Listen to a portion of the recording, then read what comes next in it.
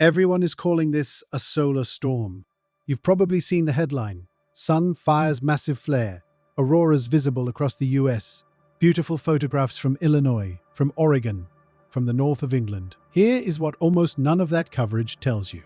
The thing that hit Earth on June 4th, 2026 was not a solar storm. It was two solar storms, fired hours apart from the same unstable sunspot, that merged in open space, the second one physically consuming the first, before arriving here as a single combined weapon.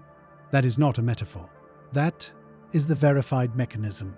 Scientists call it a Cannibal CME, and the fact that it happened right now, in the summer of 2026, is not a coincidence.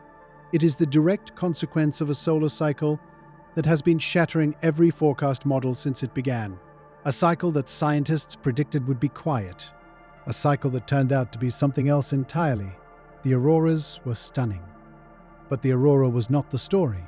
The story is what had to happen on the Sun for two separate billion-ton clouds of plasma to race toward Earth, merge mid-flight, and arrive here as something more dangerous than either one was alone. Stay with me, and I will show you the entire machine. If this is the kind of coverage you come here for, subscribe and turn on notifications. We will be tracking this solar cycle as it continues to build. Drop a comment and let me know where you were on the night of June 4th and whether you stepped outside to look up. Let's get into it. Before we talk about what happened on June 3rd, 2026, we need to establish something that most people have never been told. A piece of context so fundamental that without it, the rest of this story makes no sense. You do not live on a planet that orbits the Sun from a safe distance. You live inside the Sun. Not on its surface, not near its core, but inside its outermost atmosphere, a vast, invisible envelope of charged particles and magnetic fields called the heliosphere, which the Sun exhales continuously outward in every direction, and which extends, according to NASA's measurements, roughly 100 astronomical units into space. 1 astronomical unit is the distance from Earth to the Sun, 93 million miles. The heliosphere reaches 100 times that distance in every direction. Voyager 1, launched in 1977 and traveling at tens of thousands of miles per hour, only crossed the heliosphere's outer boundary, a region called the heliopause, in 2012. It took 35 years to get to the edge of the Sun's atmosphere. Earth is not near that edge. Earth is deep inside it. What this means, practically, is that the Sun is not a distant object that occasionally sends weather our way. It is the local environment, the solar wind, a continuous stream of charged particles flowing outward from the Sun's corona at speeds between 400 and 800 kilometers per second, washes over Earth every second of every day. Not in dangerous concentrations, not usually in amounts that matter. Earth's magnetic field, the magnetosphere, deflects the bulk of it, bending the flow around the planet the way a rock parts a river. We are protected, but we are not outside. We are downstream. This distinction matters enormously for what comes next. When scientists talk about a coronal mass ejection, a CME, hitting Earth, the framing in the news tends to suggest a long-range strike, something fired from far away, crossing the void, and arriving here like a missile. That framing is technically accurate but contextually misleading. A CME is not something that travels from the Sun to Earth through empty space. It travels through the Sun's own atmosphere. It is a weather event inside the medium we already occupy. The comparison is not a ship firing a cannonball across open ocean. The comparison is a wave forming beneath a surface that was never still to begin with. This is the frame inside which the June 2026 event needs to be understood.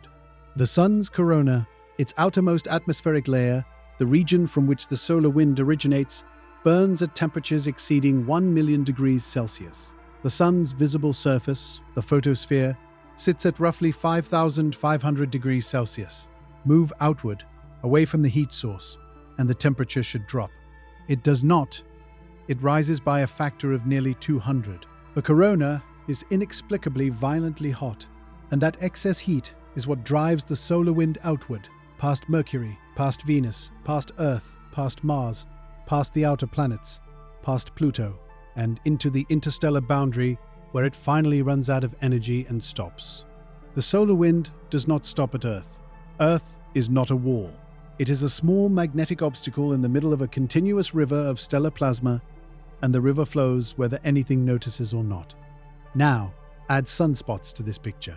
Sunspots are regions on the solar surface where intense, twisted, magnetic field lines emerge from the interior, suppressing the outward flow of heat and creating dark, cooler patches that are visible even through a backyard telescope. They have been observed and recorded since Galileo turned a lens toward the sky in the early 1600s. They are not simply blemishes. They are the visible symptoms of magnetic instability on a stellar scale. When those field lines become sufficiently tangled, when the stored magnetic energy exceeds the threshold the structure can contain, they release. The release is violent, the release is a solar flare, or a coronal mass ejection, or both simultaneously. During periods of high solar activity, known as solar maximum, sunspot counts climb, active regions multiply, and the frequency of major flares and CMEs increases accordingly. The sun becomes, to use the blunt language of operational space weather forecasting, more dangerous. We are in one of those periods right now. Solar cycle 25, the current 11-year cycle of rising and falling solar activity, was predicted by an international expert panel in 2019 to be weak, comparable to the quiet cycle 24 that preceded it. NOAA, NASA, and the International Space Environment Services all signed off on the forecast, a maximum sunspot number of 115, a gentle, unremarkable cycle, the kind of solar maximum that passes without much notice. Reality disagreed. By late 2023, NOAA had revised its forecast dramatically upward, calling for a peak sunspot number between 137 and 173. The sun had been running well above predictions for years, and in the first months of 2026, individual active regions were behaving in ways that forecasters described, in dry operational language, as extraordinary. One region earlier this year, AR4 366, produced 21 C-class flares, 38 M-class flares, and 6 X-class flares on its own. That was the background. That was the state of the sun when active region 4455 appeared near the center of the northern hemisphere, configured in a way that made experienced solar physicists pay close attention. The star we live inside was not in a quiet mood. The story of the June 2026 event does not begin on June 3rd. It begins the day before.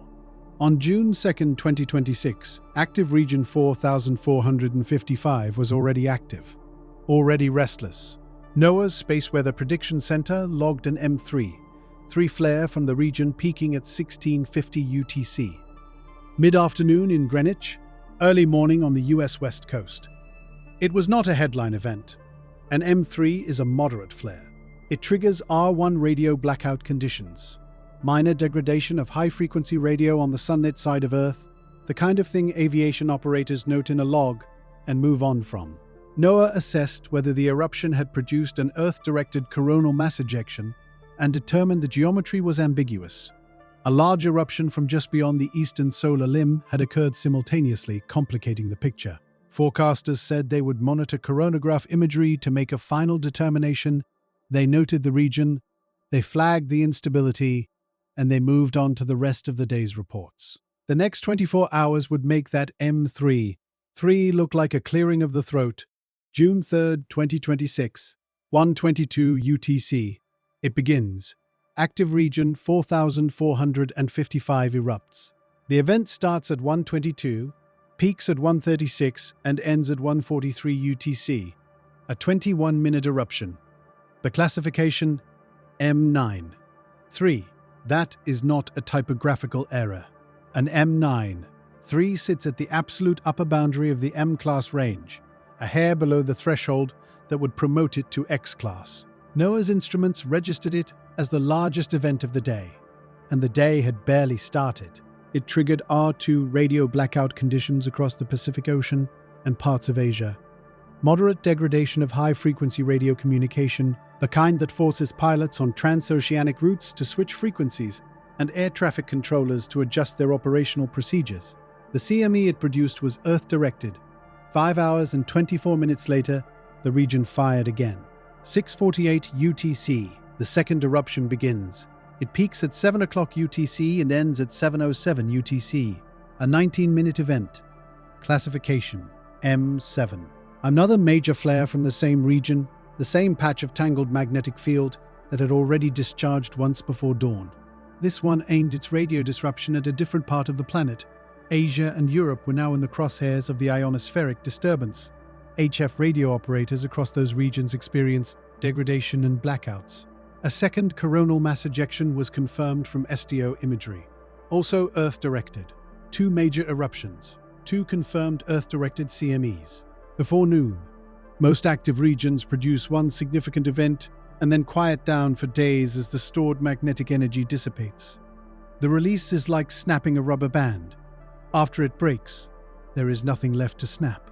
AR4 455 did not follow that pattern.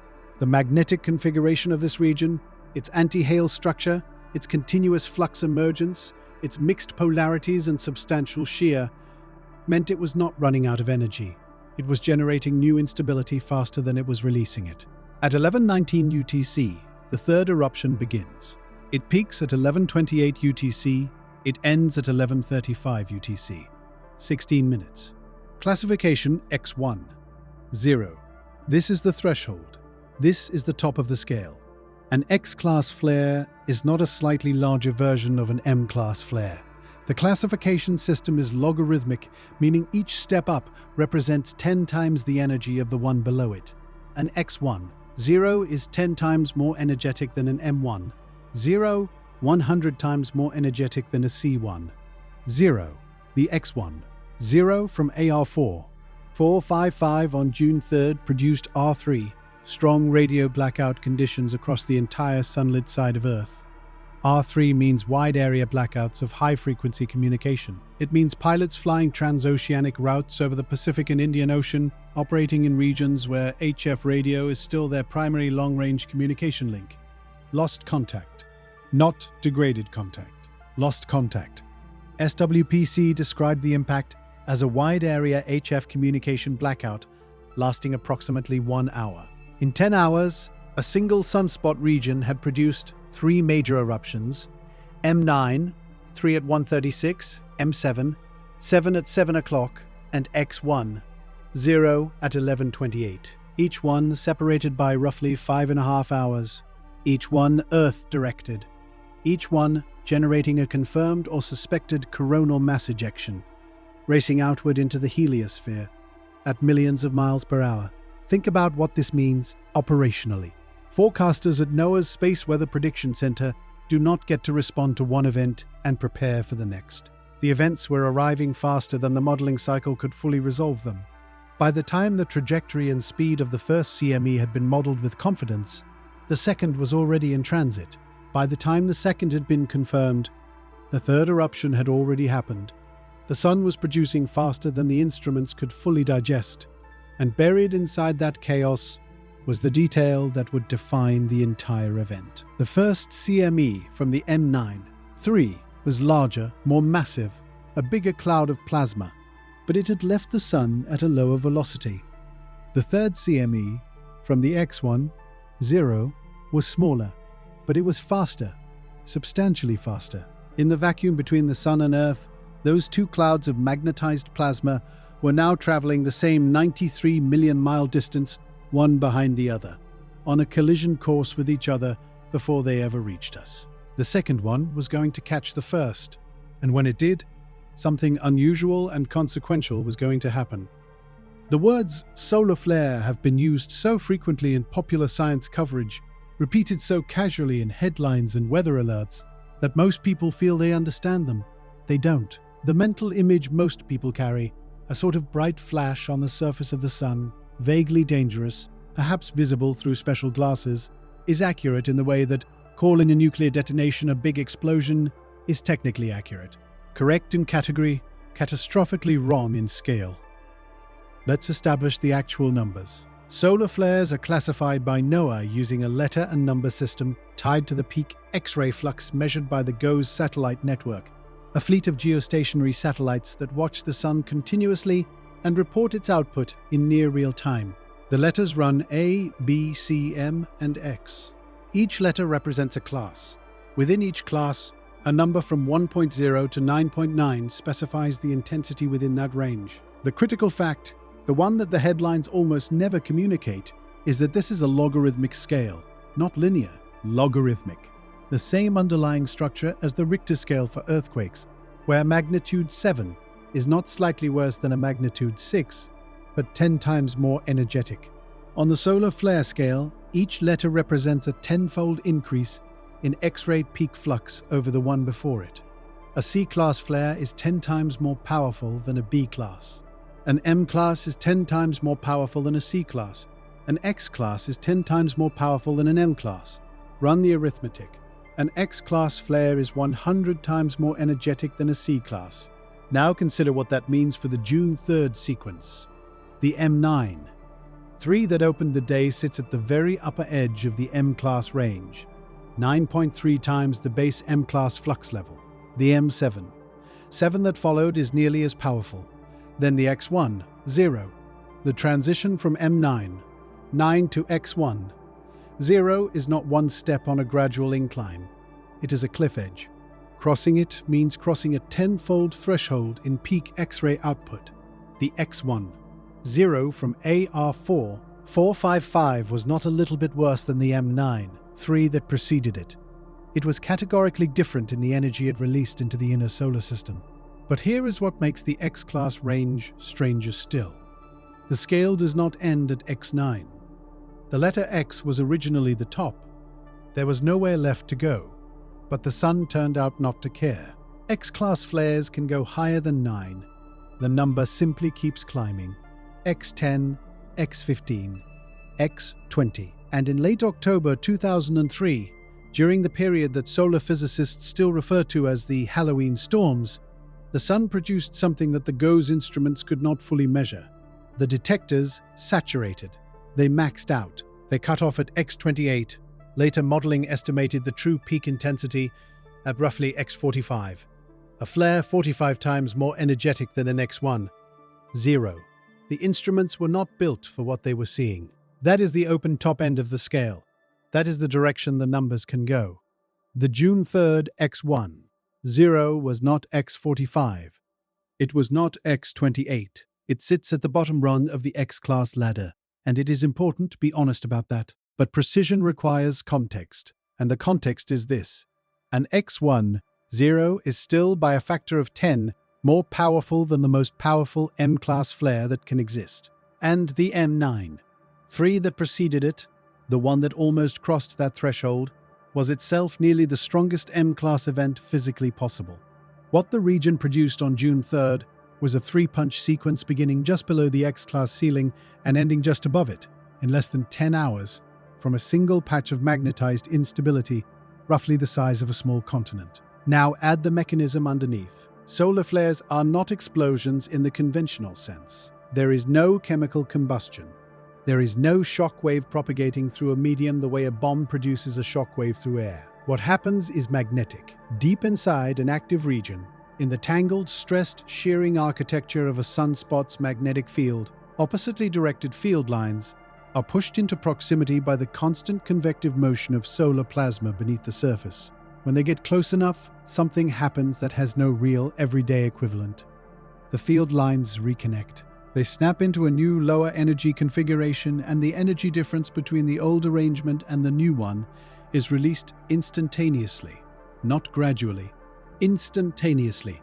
That released energy, which in the largest X-class events NASA estimates at the equivalent of 1 billion hydrogen bombs, accelerates electrons and protons to near relativistic speeds, generates intense bursts of X-ray and extreme ultraviolet radiation, and, if the geometry is right and the magnetic configuration has the right structure, launches a billion-ton cloud of magnetized plasma off the surface of the Sun. The radiation, the flare, travels at the speed of light, 8 minutes and 20 seconds from the Sun to Earth. It hits the sunlit side of the planet before anyone has finished reading the alert. The X-ray burst ionizes the lower layers of Earth's ionosphere, the D region, which normally allows high-frequency radio waves to pass through it and bounce off higher layers. With the D region suddenly dense with ionization, those radio waves are absorbed instead of reflected. They never complete their journey. For pilots flying transoceanic routes over the Pacific, over the Indian Ocean, over the South Atlantic, regions where HF radio is still the primary communication link because satellite coverage is incomplete. This is not an inconvenience. It is a communications blackout, the kind that gets logged, the kind that gets reported. That is what happened in the hours after the X-1. 0 from AR4, 455 on June 3rd. R3 conditions, strong. Across the sunlit hemisphere, roughly 1 hour of wide-area HF communication disruption. Logged, managed, resolved. The flare was the fast threat, the light-speed punch. The CME was the slow one, the freight train. And it was already moving. Every sunspot region on the sun is unstable.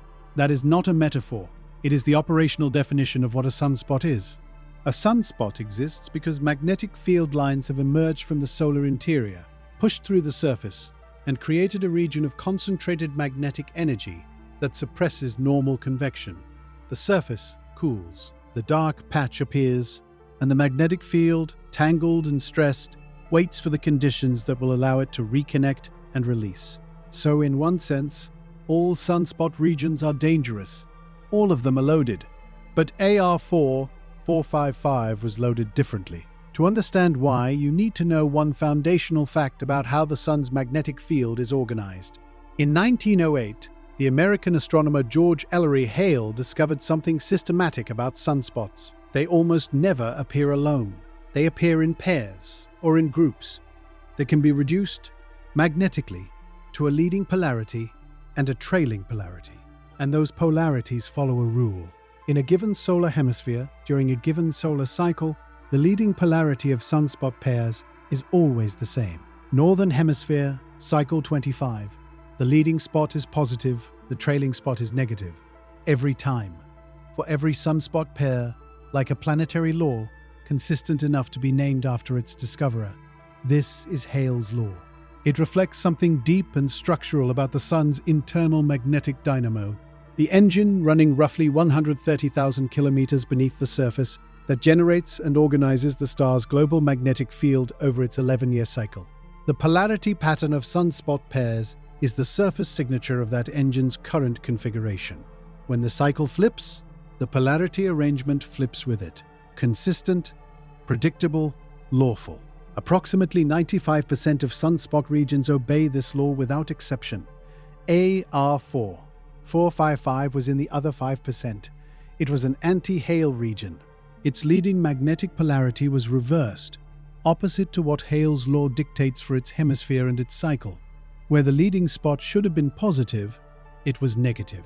Where the trailing spot should have been negative, it was positive. The entire bipolar architecture was inverted relative to the template that every neighboring active region on the sun was following. Peer-reviewed studies of solar active regions put the fraction of anti-Hale configurations at somewhere between 3 and 10% of all sunspot groups, depending on the measurement methodology. One estimate, from analysis of 8,606 active regions observed between 1989 and 2018, placed it at 5.61%. Another, examining data across solar cycles 23 and 24, found roughly 8%. The variation in estimates reflects genuine complexity in how you define and identify the configuration. But all estimates agree it is rare, a small minority. The rarity alone would make AR4455 noteworthy. But rarity is not the issue. The issue is what the inverted configuration does to the physics. In a normal, Hale-compliant sunspot pair, the magnetic field lines emerge from the leading polarity, arc upward through the solar corona, and return to the trailing polarity in a reasonably ordered, coherent architecture. There is tension in those lines. There is always tension, but the geometry is one the solar corona has evolved to accommodate. The stress is present, the potential for eruption is present, but the overall configuration is not fighting itself. An anti-Hale region is different. Its inverted polarity creates a magnetic boundary condition that is in direct conflict with the surrounding solar field. Where the anti-Hale region's field meets the global field organized by the rest of the active regions on the sun's surface, the opposing orientations create intense shear, a zone where field lines of opposite direction are forced into close proximity. The polarity inversion line, The boundary where the magnetic field changes sign across the sunspot region becomes steep, compressed, and heavily stressed. Think of it this way: a normal sunspot pair is like two magnets aligned so that opposite poles face each other across a gap. The field lines connect cleanly. The system is in tension, but it is organized tension. An anti-Hale region is like two magnets forced together with the same poles facing each other. The field configuration is fighting to reach a stable state, unable to find one, building stress continuously until something gives. What gives is a solar flare, or 3. The specialist analysis of AR4455 in the days surrounding June 3rd was explicit about this. The region carried continuous flux emergence. New magnetic flux was rising from beneath the surface and adding to the existing stress, not relieving it. Mixed polarities were present throughout the region, not just at the primary bipole. Substantial shear ran along the polarity inversion line. These are the specific structural conditions that solar physicists have identified across decades of observation as the prerequisites for the most energetic and most dangerous eruptions. There is one more layer to the anti-Hale story worth understanding. When an anti-Hale flare occurs, a flare originating from an anti-Hale magnetic configuration, the CME it produces is not simply more energetic by virtue of the accumulated stress. The geometry of the reconnection is different. The inverted configuration means the field lines reconnecting during the eruption are not settling into the global field's preferred orientation. They are erupting against it, producing a plasma cloud with a more complex, more tangled internal magnetic structure than a standard eruption would generate. That internal magnetic complexity matters enormously when the CME arrives at Earth, because it determines how efficiently the incoming plasma couples with Earth's own magnetic field. A tangled, complex field is harder to predict, it is harder to model, and it can be harder to deflect. AR4455 was by its fundamental magnetic architecture a region predisposed toward violent eruption, toward fast and energetic CMEs, and toward events that would be more difficult than usual to forecast with precision. It produced an M3 on June 2nd, then an M9 an M7 and an X1. And with each eruption, the two fastest CMEs, separated in origin by roughly 10 hours, were already racing toward the same destination. The region had done its work. The question now belonged to the space between the Sun and Earth. There is a confusion embedded in almost every piece of popular science coverage about solar storms, and it is worth correcting before we go any further. It is the confusion between a solar flare and a coronal mass ejection. The two terms are used interchangeably in headlines. They should not be. They are different phenomena, traveling at different speeds, hitting Earth through different mechanisms, causing different kinds of damage. Conflating them is like conflating the flash of a lightning strike with the thunder that follows. Related events from the same source, separated by physics and time. Start with the flare. A solar flare is a sudden, intense burst of electromagnetic radiation. X-rays, extreme ultraviolet light, gamma rays, released when magnetic field lines in an active region reconnect. The radiation travels at the speed of light. The speed of light means 8 minutes and 20 seconds from the surface of the Sun to the surface of Earth, every time, without exception. There is no warning window. By the time NOAA's satellites detect the flare in X-ray data and the alert is issued, the radiation has already arrived. It has already hit the atmosphere. What it does to the atmosphere is specific. The X-ray and extreme ultraviolet burst ionizes the D region of the ionosphere, a relatively low-altitude layer, roughly 60 to 90 kilometers up, that normally allows high-frequency radio waves to pass through it freely. The sudden ionization turns that layer dense and absorptive. Radio waves at HF frequencies, the 3 to 30 MHz band used by transoceanic aviation, maritime operators, military communications, and emergency services, get absorbed rather than reflected. They never complete their bounce. The sunlit hemisphere of Earth goes radio dark at those frequencies for minutes to hours, depending on flare intensity. The effect begins at the moment of flare peak. It dissipates as the ionosphere returns to its background state. That is the flare. Fast, immediate, self-contained. The radio disruption resolves within hours. No hardware is damaged. No power grid is affected. Pilots switch to backup frequencies and keep flying. Now the CME. A coronal mass ejection is something categorically different. It is not radiation, it is matter.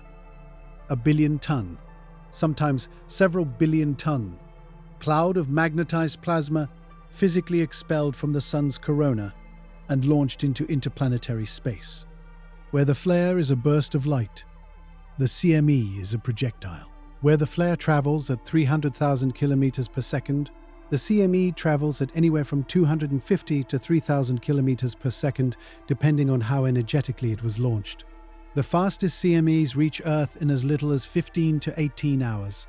The slowest takes several days. On average, the transit time is roughly 1 to 3 days. Those numbers deserve a moment of attention. The fastest CME ever measured traveled at close to 3,000 kilometers per second, roughly 1% of the speed of light. A human walking briskly covers about 1.5 meters per second. A rifle bullet travels roughly 1 kilometer per second. The fastest CME travels 3,000 times faster than a rifle bullet across 150 million kilometers of interplanetary space, carrying billions of tons of magnetized plasma, and it does so in under a day. And yet, compared to the flare, it is slow. Slow enough that the transit time gives forecasters a window, hours to days, to issue warnings, to notify satellite operators, to alert grid managers to prepare. That window is valuable. It is also imperfect, for reasons we will address shortly. But it exists. With flares, it does not. The CME arrives as a coherent structure, a leading shock front, a compressed sheath of solar wind plasma piled up in front of it, and behind that, the magnetic ejector itself, the actual cloud of material from the sun, carrying its embedded magnetic field. As the CME expands during transit, it can grow to a size comparable to a quarter of the distance between Earth and the sun. By the time it arrives, it is not a compact bullet. It is a wall. What happens when that wall reaches Earth is not an impact in the mechanical sense. The CME doesn't shatter anything on contact. What it does is interact with Earth's magnetosphere, the invisible magnetic bubble generated by our planet's molten iron core that extends tens of thousands of kilometers into space in every direction. The CME compresses the sunward side of the magnetosphere, squeezing it inward. It injects energy and particles into the magnetospheric system.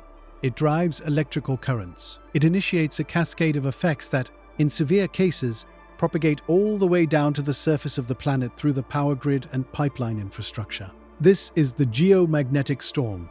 Not a storm in the meteorological sense. No wind, no rain, no pressure system. A disturbance in Earth's magnetic field, sustained over hours to days, caused by the interaction between the incoming solar plasma and the planet's own magnetosphere. The CME from AR4 455 was not one structure. It was, as we have established, two, the slower M7, 7 ejector, and the faster X1, 0 ejector, both Earth-directed, both traveling through the same corridor of interplanetary space, one behind the other. And here is where the science of Cannibal CMEs begins. In the early 2000s, a solar physicist named Nat Gopalswamy, working with data from NASA's SOHO spacecraft, identified and named a phenomenon that had been observed but not systematically studied. When a fast CME is launched shortly after a slower one, along approximately the same trajectory, the faster one does not simply travel independently. The background medium through which both CMEs are propagating, the solar wind, applies a drag force on both structures as they move outward. Faster objects experience more drag. The lead CME, older and slower, gradually decelerates as it plows through the solar wind. The trailing CME, launched with higher velocity, decelerates more but from a higher starting speed. The gap between them narrows. Eventually, the trailing CME catches the leading one. When two CMEs merge, the physics is not simply additive. The faster CME's leading shock runs into the body of the slower CME, and the two structures begin to interact. Magnetic reconnection can occur between them. The leading CME's magnetic field is compressed and amplified by the impact from behind. The merged structure carries more total plasma mass, a stronger embedded magnetic field, and in many cases higher kinetic energy than either CME carried individually. Numerical MHD simulations, the computational models that solve the equations of magnetohydrodynamics across the volume of interplanetary space, show that two CMEs launched roughly 10 hours apart can merge before reaching Earth, producing a single combined structure that is faster and more massive than its components. The term Gopal Swami coined for this process was, with characteristic directness, CME cannibalism. The faster CME devours the slower one. What arrives at Earth is the product of that consumption. In the June 2026 case, the geometry was particularly clean. The M7, 7 CME, larger but slower, had a head start of roughly 10 hours on the X1. 0 CME. The X1, the two were launched from the same active region, along nearly the same trajectory, into the same corridor of interplanetary space. After modeling both eruptions, NOAA's forecasters determined that the faster CME would overtake the slower one in transit, merging into a single cannibal structure before arrival at Earth. There was one additional complication. A nearby coronal hole, an open field region on the Sun's surface, from which fast solar wind streams outward at elevated speed, had deflected a portion of the M7, 7 CME northward. Some of that first cloud was pushed off its Earth-directed path. But not all of it. An Earth-directed component remained, and it was this remnant of the M7, 7 CME, already partially shaped and redirected by the background solar wind structure, that the faster X1, 0 CME was bearing down on. 2 eruptions, one destination, one overtaking the other in the void between two worlds. The Cannibal was incoming. By June 4th, forecasters knew a Cannibal CME was coming. They knew the approximate arrival window. They knew the probable speed range. They had confirmed the Earth-directed trajectory. NOAA's Space Weather Prediction Center had issued a G3 watch, the formal notification that strong geomagnetic storm conditions were forecast, and the alerts had gone out to power grid operators, satellite managers, aviation authorities, and the public. The storm was coming. What was not known, what could not be known, for reasons embedded in the fundamental geometry of the solar system, was exactly how bad it would be. The reason comes down to a single physical quantity called Bz. Every CME carries with it an embedded magnetic field, frozen into the plasma as it was launched from the Sun. That field has a direction. It points either northward or southward relative to the plane of Earth's orbit. And that direction, Bz, in the notation of space weather forecasting, the north-south component of the interplanetary magnetic field, is the single most important variable in determining how efficiently the CME's energy couples with Earth's magnetosphere. Here is why it matters so much. Earth's magnetic field at the sunward boundary of the magnetosphere points northward. When incoming solar wind carries a northward magnetic field, a positive Bz, the two fields align. They push against each other. The magnetosphere resists the incoming plasma, deflects it around the flanks, and the coupling between the solar wind and the magnetosphere remains relatively weak. The storm, if there is one, stays modest. When incoming solar wind carries a southward magnetic field, a negative Bz, the geometry is entirely different. Southward Bz couples directly with Earth's northward magnetic field in a process called magnetic reconnection at the magnetopause. Field lines from the two systems connect across the boundary, energy pours in, charged particles are injected into the inner magnetosphere, the storm intensifies. The ring current, a donut-shaped belt of energetic particles circling Earth, swells. The auroras push toward the equator. The geomagnetically induced currents in ground-based infrastructure strengthen. The difference between a northward and southward Bz in an incoming CME is not a minor modulating factor. It is the difference between a forgettable minor disturbance and a G4 or G5 storm that damages infrastructure. It is the single variable with the greatest leverage over geomagnetic storm intensity, and it is the one variable that forecasters cannot measure remotely. Bz cannot be determined from coronagraph imagery. It cannot be inferred from the flare classification. It cannot be reliably predicted from the magnetic configuration of the active region that launched the CME. The physics of how a CME's internal magnetic field rotates and evolves during its 1 to 3 day transit through interplanetary space is not yet solved. Models exist.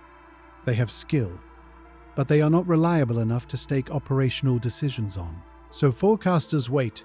The only way to measure the Bz of an incoming CME with confidence is to let it pass through a spacecraft and measure it directly. That spacecraft is DiscoVR, the Deep Space Climate Observatory, operated jointly by NOAA, NASA, and the US Air Force, and positioned at the first Lagrange point between Earth and the Sun, approximately 1.5 million kilometers from Earth. The Lagrange point is a gravitational equilibrium, the precise location where the combined gravitational pull of Earth and Sun allows a spacecraft to hover in a stable orbit, always between the two bodies, always watching what comes towards us. From that position, DSCO-VR measures the solar wind speed, density, temperature, and, critically, the interplanetary magnetic field orientation in real time. When a CME passes through, the data arrives on the ground within minutes. Forecasters see the BZ value positive or negative, and they know immediately what they are dealing with. The problem is the warning time. 1.5 million kilometers sounds like a vast buffer. It is not. A CME traveling at 700 kilometers per second covers 1.5 million kilometers in roughly 35 minutes. A fast CME at 1,500 kilometers per second covers that same distance in under 20 minutes. DSIO-VR's position provides, depending on the storm's speed, between 15 and 60 minutes of warning before the CME reaches Earth. In that window, grid operators can shed load from vulnerable transmission lines. Satellite operators can put spacecraft into safe mode. Astronauts can move to shielded sections of their vehicles 15 to 60 minutes to respond to an event that has been visible for days. This is the fundamental paradox of space weather forecasting. Forecasters can see the CME leave the Sun. They can track it across interplanetary space with coronagraph imagery. They can model its speed and trajectory and probable arrival time with reasonable accuracy. They have days of warning that something is coming. And yet the single most important question, how bad will it be, cannot be answered until the storm is essentially at the door. In the June 2026 case, the forecast language from NOAA was precisely calibrated to this uncertainty. The G3 watch acknowledged that storm levels up to G3 were possible. G4 could not be ruled out. The geomagnetic response NOAA stated explicitly would depend on the arrival time, speed, and magnetic orientation of the incoming CME material, specifically whether the solar wind carried a southward BZ. Every qualifier in that sentence is honest. Every qualifier reflects what was genuinely unknown. The Cannibal CME was approaching. Its mass was known. Its trajectory was known. Its approximate arrival time was known. Its intentions were not. In Boulder, Colorado, there is a building that does not look like much from the outside. It sits inside a NOAA campus, surrounded by government-issue architecture, and the people who work there wear the same lanyards and drink the same coffee as federal employees everywhere. But what happens inside that building, around the clock every day of the year, with no days off and no exceptions, is the monitoring of a star.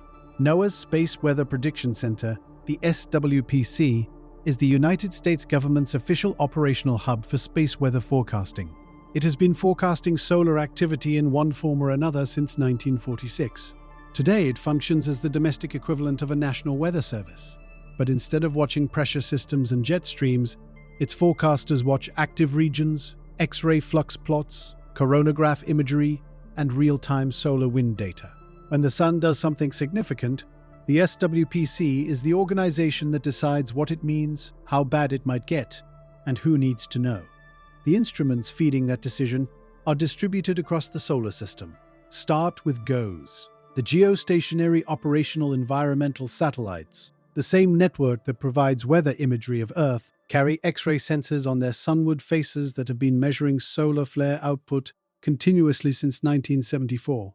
The current generation, GOES 16, 17, 18, and 19, sits in geostationary orbit roughly 35,000 kilometers above the equator.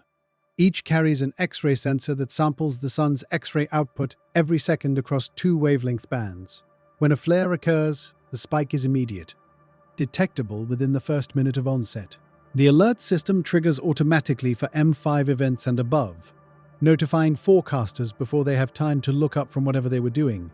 GOES 19 also carries the solar ultraviolet imager SUVI, which captured the M7 flare from AR4 455 in stunning detail on June 3rd, imaging the eruption in multiple ultraviolet wavelengths that reveal the plasma temperature and structure of the corona in ways that visible light cannot. It was SUVI imagery that confirmed the CME trajectory. Now add NASA's Solar Dynamics Observatory. SDO has been in continuous operation since 2010, sitting in geosynchronous orbit and returning more science data per day than almost any other mission in NASA history. Its atmospheric imaging assembly, the AIA, captures a full disk image of the entire Sun every 12 seconds across 10 ultraviolet and extreme ultraviolet wavelength channels simultaneously. Every 12 seconds, a complete 4096 by 4096 pixel image of the Sun in a different temperature band. The imagery is so detailed that it can resolve individual flare ribbons, coronal loops, and the filamentary structure of erupting plasma at scales well below the visible disk. It was SDO AIA imagery that the SWPC and specialist forecasters used to confirm the nature and direction of the eruptions from AR4 455 on June 3rd. The same imagery labeled and annotated that appeared in real time on Earth sky and the watches, and dozens of monitoring sites within hours of each event. Then there is SOHO, the Solar and Heliospheric Observatory, a joint ESA-NASA mission that has been orbiting the L1 Lagrange point since 1995, and its coronagraph instrument, LASCO, which blocks the blinding disk of the Sun and images the much fainter corona and the CMEs moving through it. Coronagraph imagery is how the speed and width of a CME is measured after launch. By tracking the leading edge of the plasma cloud across successive images spaced minutes apart, analysts can calculate its velocity and model its likely arrival time. This is how forecasters confirmed in the hours after the June 3rd eruptions that 2 Earth-directed CMEs had been launched, and that the second one was faster. The SWPC's alert hierarchy has 3 levels, each with a specific meaning and a specific audience. A watch is issued when conditions are favorable for a significant event within the next 1 to 3 days. It is the earliest warning, the one that tells operators to start thinking about preparation. A warning is issued when a significant event is expected or is underway within the next hour. An alert is issued when a threshold has actually been crossed in real-time measurement. This is the immediate notification that something is happening right now. For the June 2026 Cannibal CME, the sequence played out exactly as designed. The watch was issued on June 3rd, following the confirmation of Earth-directed CMEs from AR4 455. It specified G3 conditions, strong geomagnetic storming, as the highest forecast level for June 4th and 5th. Power grid operators in the United States, Canada, and Europe received formal notification. Satellite operators were alerted. Aviation authorities were informed of possible HF communication disruptions. The public-facing alert appeared on NOAA's website, and from there propagated outward through Aurora, chasing communities, weather services, and news organizations within hours. What the watch could not specify was the storm's ultimate intensity. As we have established, that depended on BZ. And BZ would not be known until DSIO-VR measured it at L1, when the Cannibal CME was already minutes from Earth's magnetosphere. The forecasters had done everything the system allows. They had identified the source region, they had confirmed the trajectory, they had modeled the merger. They had issued the alert. They had given the world as much warning as the physics of the situation permits. Now they watched the clock and waited for the solar wind data to update. Late afternoon, Eastern Time, June 4th, 2026, the Cannibal CME arrives. Not with a sound, not with a visible flash. No seismometer records it, no barometer twitches. The arrival is registered by instruments in space. A sudden jump in solar wind speed and density passing through DSOS sensors at L1, and then, minutes later, by magnetometers on the ground, which detect a sharp, brief positive deflection in Earth's horizontal magnetic field. This signature has a name: the sudden commencement. It is the calling card of a CME impact. It means the shockwave at the front of the plasma cloud has just hit the magnetosphere. What happens next is invisible to every human sense, but measurable by dozens of instruments distributed around the planet and throughout near-Earth space. Earth's magnetic field, the magnetosphere, is not the neat symmetric sphere that compass diagrams suggest. It never has been. The solar wind has been deforming it continuously since the planet formed. On the sunward side, the constant pressure of the solar wind compresses the magnetosphere inward, squeezing it to a standoff distance of roughly 6 to 10 Earth radii, about 60,000 kilometers, from Earth's center. That is the magnetopause, the boundary where Earth's magnetic pressure and the solar wind's dynamic pressure balance. On the night side, the solar wind drags the magnetosphere out behind the planet into an enormous tail, the magnetotail, which stretches hundreds of Earth radii downwind, well past the Moon's orbit at 60 Earth radii, in a long comet-like structure whose full extent is still not precisely known. This is the normal configuration. Solar wind flowing around a magnetic obstacle at roughly 400 to 600 kilometers per second every day, unremarkably for billions of years. Now replace that normal solar wind with the wall of a Cannibal CME. The CME's leading shockwave hits the bow shock, a supersonic shock front that forms sunward of the magnetopause, where the solar wind abruptly slows, and the dynamic pressure transmitted through the system is dramatically higher than baseline. The magnetopause gets pushed inward, hard.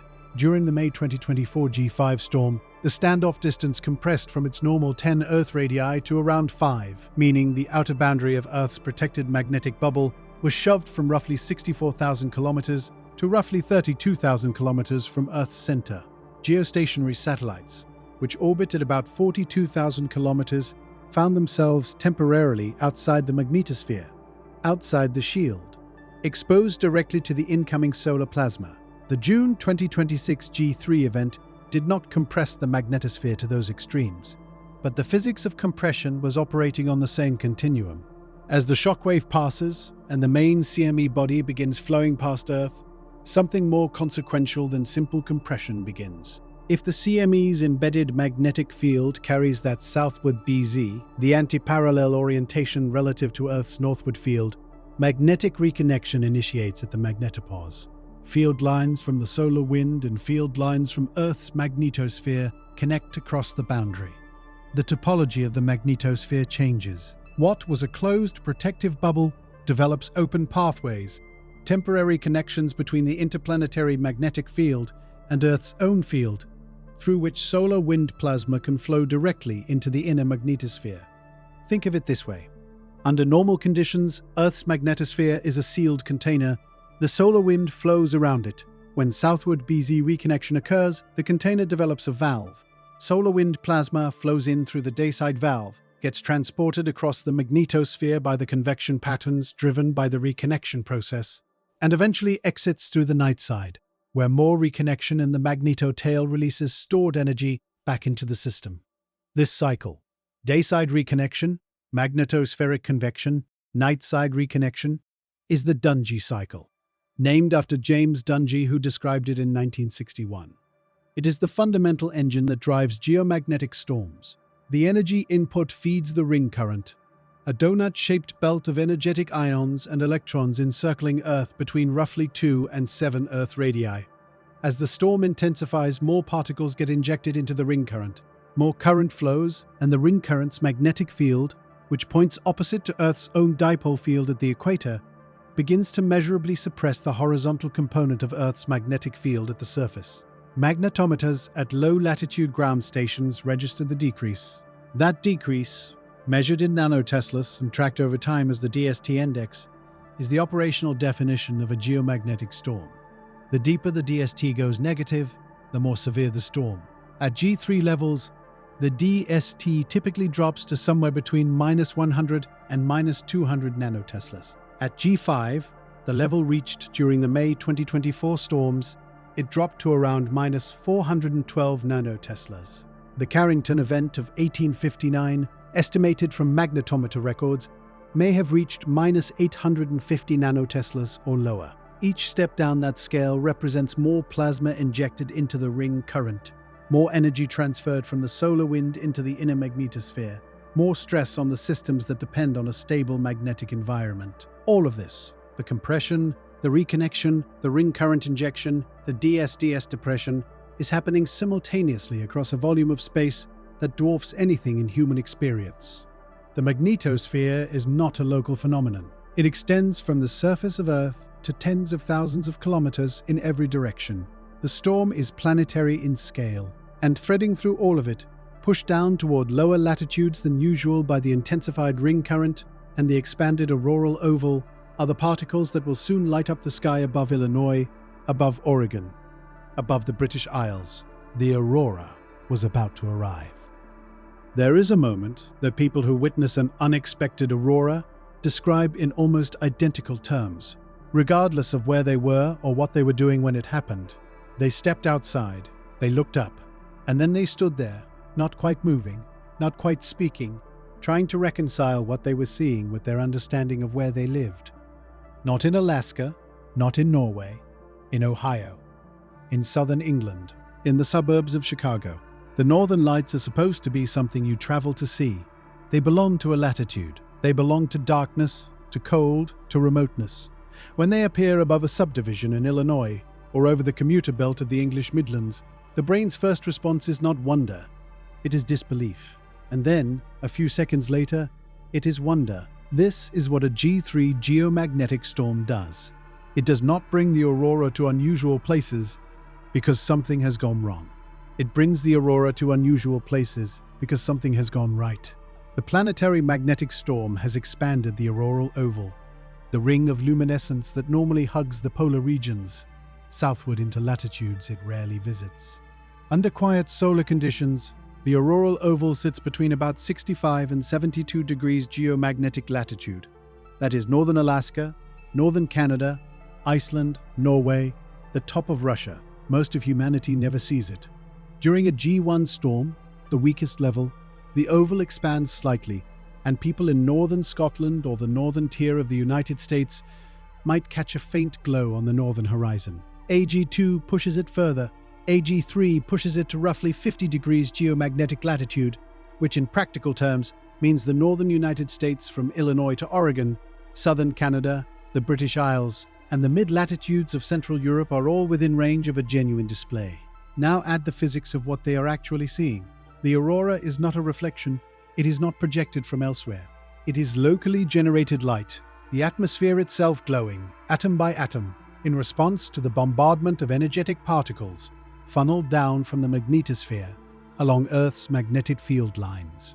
Those particles, electrons primarily, accelerated to high energies by the storm processes in the magnetosphere, follow the field lines toward the magnetic poles, and where they arrive in the upper atmosphere, they collide with whatever atoms are there. The color of the aurora is a readout of atmospheric chemistry at specific altitudes.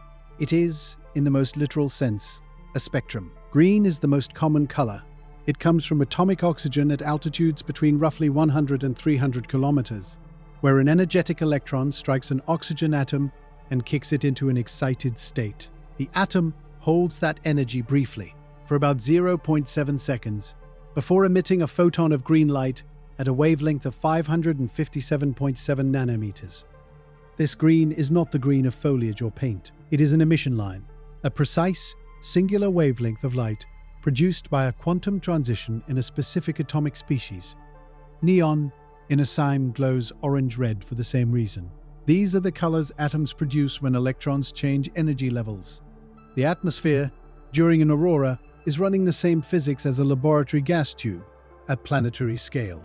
Red auroras appear higher up, above roughly 300 kilometers, where oxygen is sparser and collisions are rarer. At those altitudes, an excited oxygen atom can hold its energy for up to 2 minutes before emitting in a longer-lived state called the singlet D configuration, at a deep red wavelength. During strong storms, red auroras often cap the green curtains from above, or appear separately as diffuse crimson washes across the sky that photograph more vividly than they appear to the naked eye.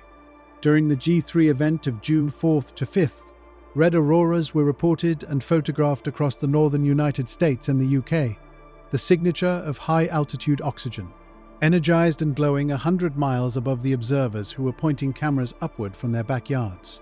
Below the green, where the particle bombardment is most intense and penetrates deepest, below about 100 kilometers, molecular nitrogen takes over. Nitrogen does not hold its excited energy the way oxygen does. It emits, almost immediately, in a rapid prompt emission, in blue and purple wavelengths. These blue-purple fringes appear along the lower borders of active auroral curtains, giving the display its most dramatic accent. They are the mark of the most energetic electrons, the ones with enough momentum to punch down into denser air. They are a signature of intensity. What the people stepping outside in Illinois and Oregon and Yorkshire saw on the night of June 4/5 was all of this simultaneously. Green curtains shifting and folding like fabric in a wind that did not exist. Red washes bleeding upward above them, blue-purple fringes dancing along the lower edges where the display was sharpest. The colors were not produced by any filter or enhancement. They were produced by atomic physics, powered by the sun.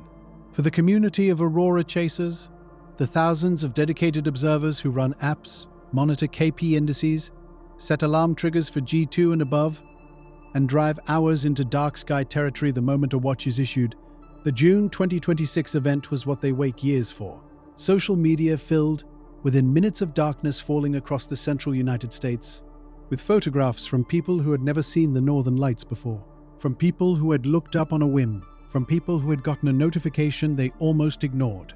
The Cannibal CME had arrived, and it had done the most ancient thing a solar storm can do. It had lit up the sky. The aurora is the part of a geomagnetic storm that people photograph and post and remember. It is not the part that engineers lose sleep over. What engineers lose sleep over is quieter, invisible, and far more consequential. It flows through the same transmission lines that carry electricity to hospitals, water treatment facilities, railway signal systems, and the servers that run financial transactions. It enters through the grounded neutral terminals of high-voltage transformers, the large, oil-filled, custom-built devices that step voltage up and down at substations across the grid. It does not announce itself. It does not trip alarms or blow fuses immediately. It saturates transformer cores in a way they were never designed to handle, and in doing so it can cause overheating, internal arcing, and in severe cases, irreversible physical damage to equipment that takes years to replace. It is called a geomagnetically induced current, AGIC. The mechanism begins in the ionosphere. During a geomagnetic storm, the rapidly changing magnetic field, driven by the ring current and the auroral current systems overhead, induces by Faraday's law of electromagnetic induction, an electric field at the surface of the Earth. Faraday's law is the same principle that makes an electric generator work. A changing magnetic field drives a current in any conductor that passes through it. A copper wire moving through a magnetic field generates electricity. A magnetic field changing rapidly around a copper wire does the same thing. The Earth's surface is not full of copper wire, but it is full of long-distance transmission lines, some of the longest conductors in the world, strung across hundreds and thousands of kilometers between substations. Those transmission lines sit directly in the path of the induced electric field. The result is a quasi-DC current, low frequency, flowing in one direction for extended periods, that rides into the power system through the transformer neutrals. Power transformers are designed to handle alternating current at 50 or 60 Hz. They are not designed for direct current. When a GIC enters a transformer, it biases the magnetic core, pushing it into a state called half-cycle saturation, where the core saturates during one half of the AC cycle but not the other. This asymmetric saturation creates a cascade of problems. It dramatically increases reactive power consumption. It generates harmonic distortions in the AC waveform that propagate through the grid and can trip protection relays, the automated switches designed to protect equipment from overloads. And it generates intense localized heating inside the transformer, particularly in the structural steel and windings, which were not designed to carry the eddy currents that stray magnetic flux induces in them. The heating is the critical threat. Modern large high-voltage transformers are one-of-a-kind devices, custom-engineered for specific grid locations, manufactured by a handful of companies worldwide, and delivered with lead times that commonly run 12 to 18 months even under normal conditions. They are not interchangeable components pulled from a warehouse. There are no large stockpiles. When one fails catastrophically, the region it served loses capacity that cannot be restored quickly, regardless of money or urgency. A 2013 study by Lloyd's of London estimated that a Carrington-level event striking the United States today could leave between 20 and 40 million people without power for periods ranging from 16 days to potentially 2 years, depending on the scale of transformer damage. The June 2026 G3 event was not a Carrington-level event.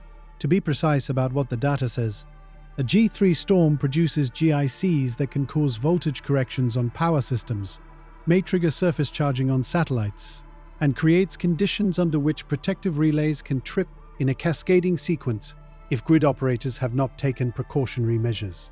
The risk of catastrophic transformer damage at G3 is real but manageable, particularly when NOAA's warning has given operators time to reduce loads on the most vulnerable long-distance transmission paths before the storm's peak. That preparation time matters enormously. At G3, the window between the watch issuance and the storm's peak is measured in hours to days. Time for grid operators to shed load, for satellite operators to put spacecraft into safe mode, for airlines to reroute polar flights away from the degraded communication environment. The system works at this intensity because the warning arrives in time and the margin for error is non-zero. The system breaks down as intensity increases. At G4 and G5, the GIC amplitudes rise sharply.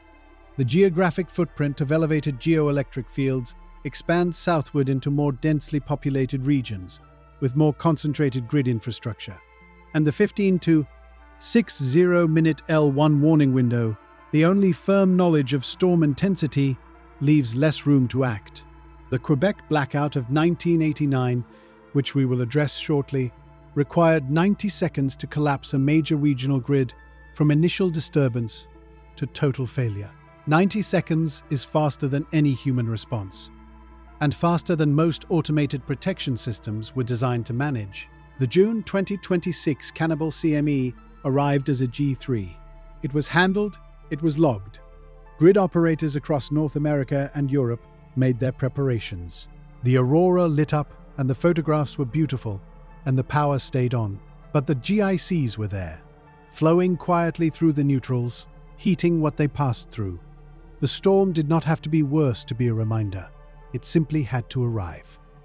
They call it the day the sun brought darkness, March 13, 1989, 2:44 in the morning, local time in the province of Quebec.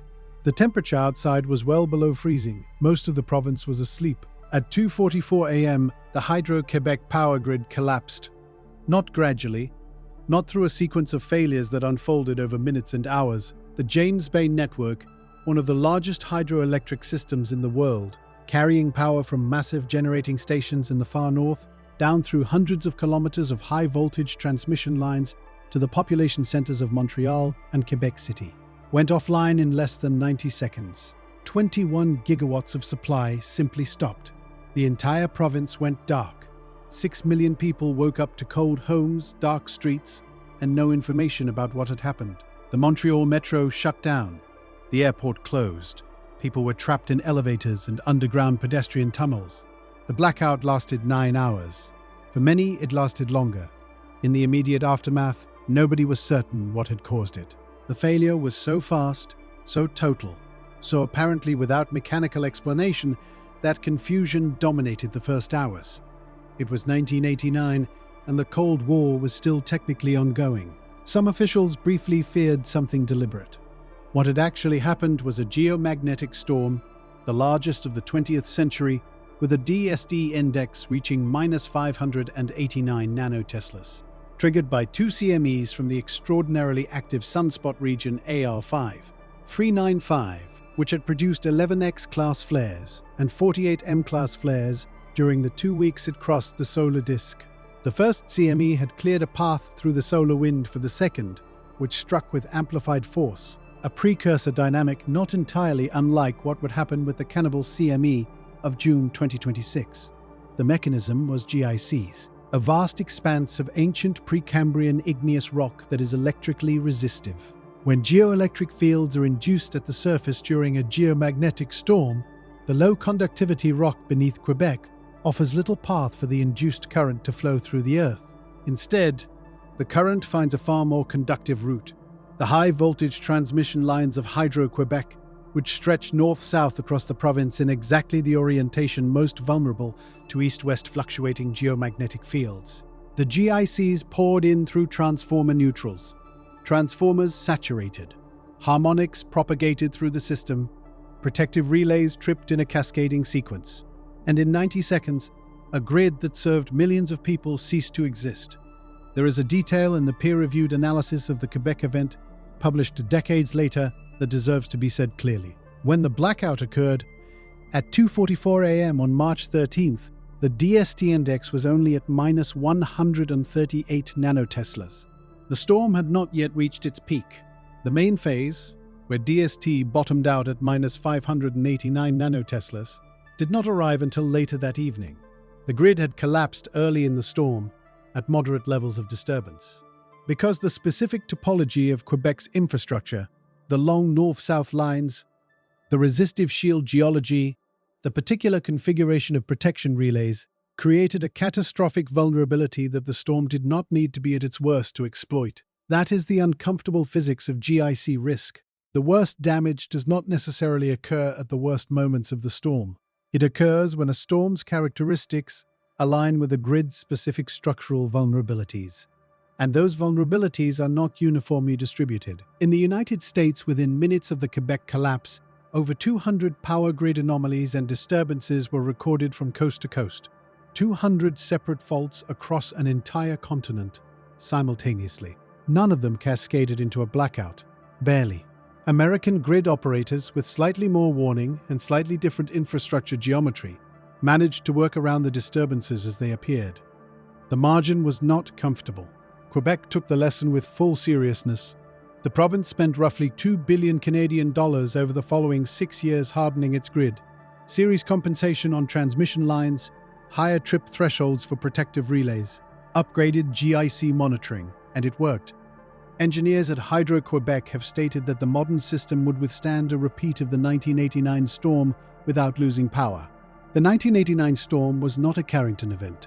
Its DST, at minus 589 nanoteslas, was severe but not extreme by historical standards. Research suggests the Carrington event of 1859 may have driven DST to minus 850 nanoteslas, or lower, roughly 50% more intense. The 1989 storm was a smaller hammer, striking a more vulnerable nail than we will necessarily always have. What it proved is the mechanism. GICs are real. Transformer saturation is real. Cascading protective relay trips are real. The 90-second collapse of a major regional grid, caused by a geomagnetic disturbance and not by any human error or mechanical failure, is a documented historical fact. The June 2026 Cannibal CME was a G3. The 1989 Quebec storm was a G5. The difference in storm intensity is 2 steps on a 5-step scale. 2 steps, 90 seconds. Those numbers belong in the same sentence. The morning of September 1st, 1859, Richard Carrington, an English amateur astronomer of independent means, is in his private observatory outside London, doing what he did most clear mornings, sketching sunspots through a telescope fitted with a darkened glass to protect his eyes. He is good at this, patient, methodical, meticulous. He has been doing it for years. At 11:18 in the morning, while drawing a particularly large and complex sunspot group, something happens that he has never seen, and that, to his knowledge, nobody has ever seen. 2 patches of intensely white light erupt from within the sunspot cluster. Brilliantly, blindingly white. His own word was that the brightness was fully equal to that of direct sunlight. He watches them for 5 minutes, moving across the surface of the spots, before they fade and vanish. He does not know what he has just witnessed. He rushes to the Royal Observatory at Greenwich to report it, concerned that perhaps some fault with his equipment or a trick of the atmosphere has deceived him. The duty observer there confirms nothing unusual has been recorded. Carrington goes home and files a careful written account.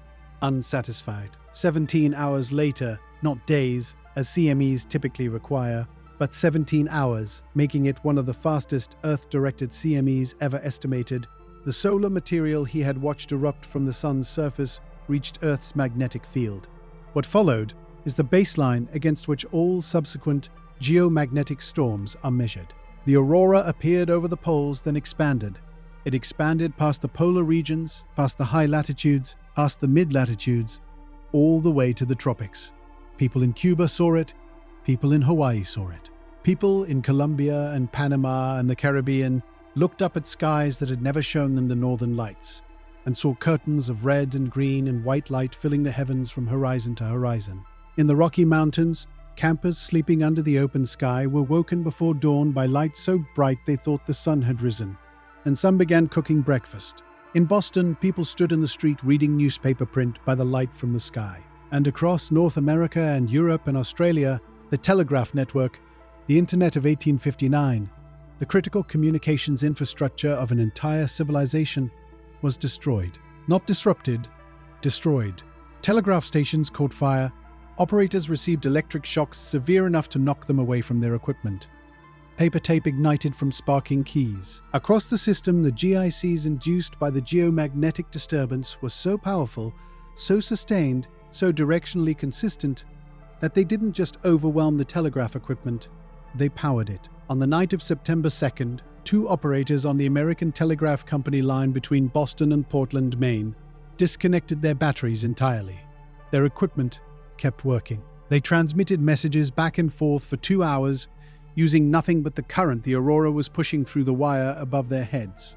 They called it, matter-of-factly in their logs, the auroral current. The storm reached levels that modern magnetometers, had they existed, would have registered at a DST of somewhere between -850 and -1750 nanoteslas. The range reflects the limitations of reconstructing an 1859 event from magnetometer records that were not calibrated for such extremes. For comparison, the 1989 Quebec storm, which collapsed a major regional power grid in 90 seconds, peaked at -589 nanoteslas. The May 2024 G5 storm, the strongest of the 21st century, reached -412 nanoteslas. The Carrington event was conservatively 50% more intense than the storm that put 6 million people in the dark.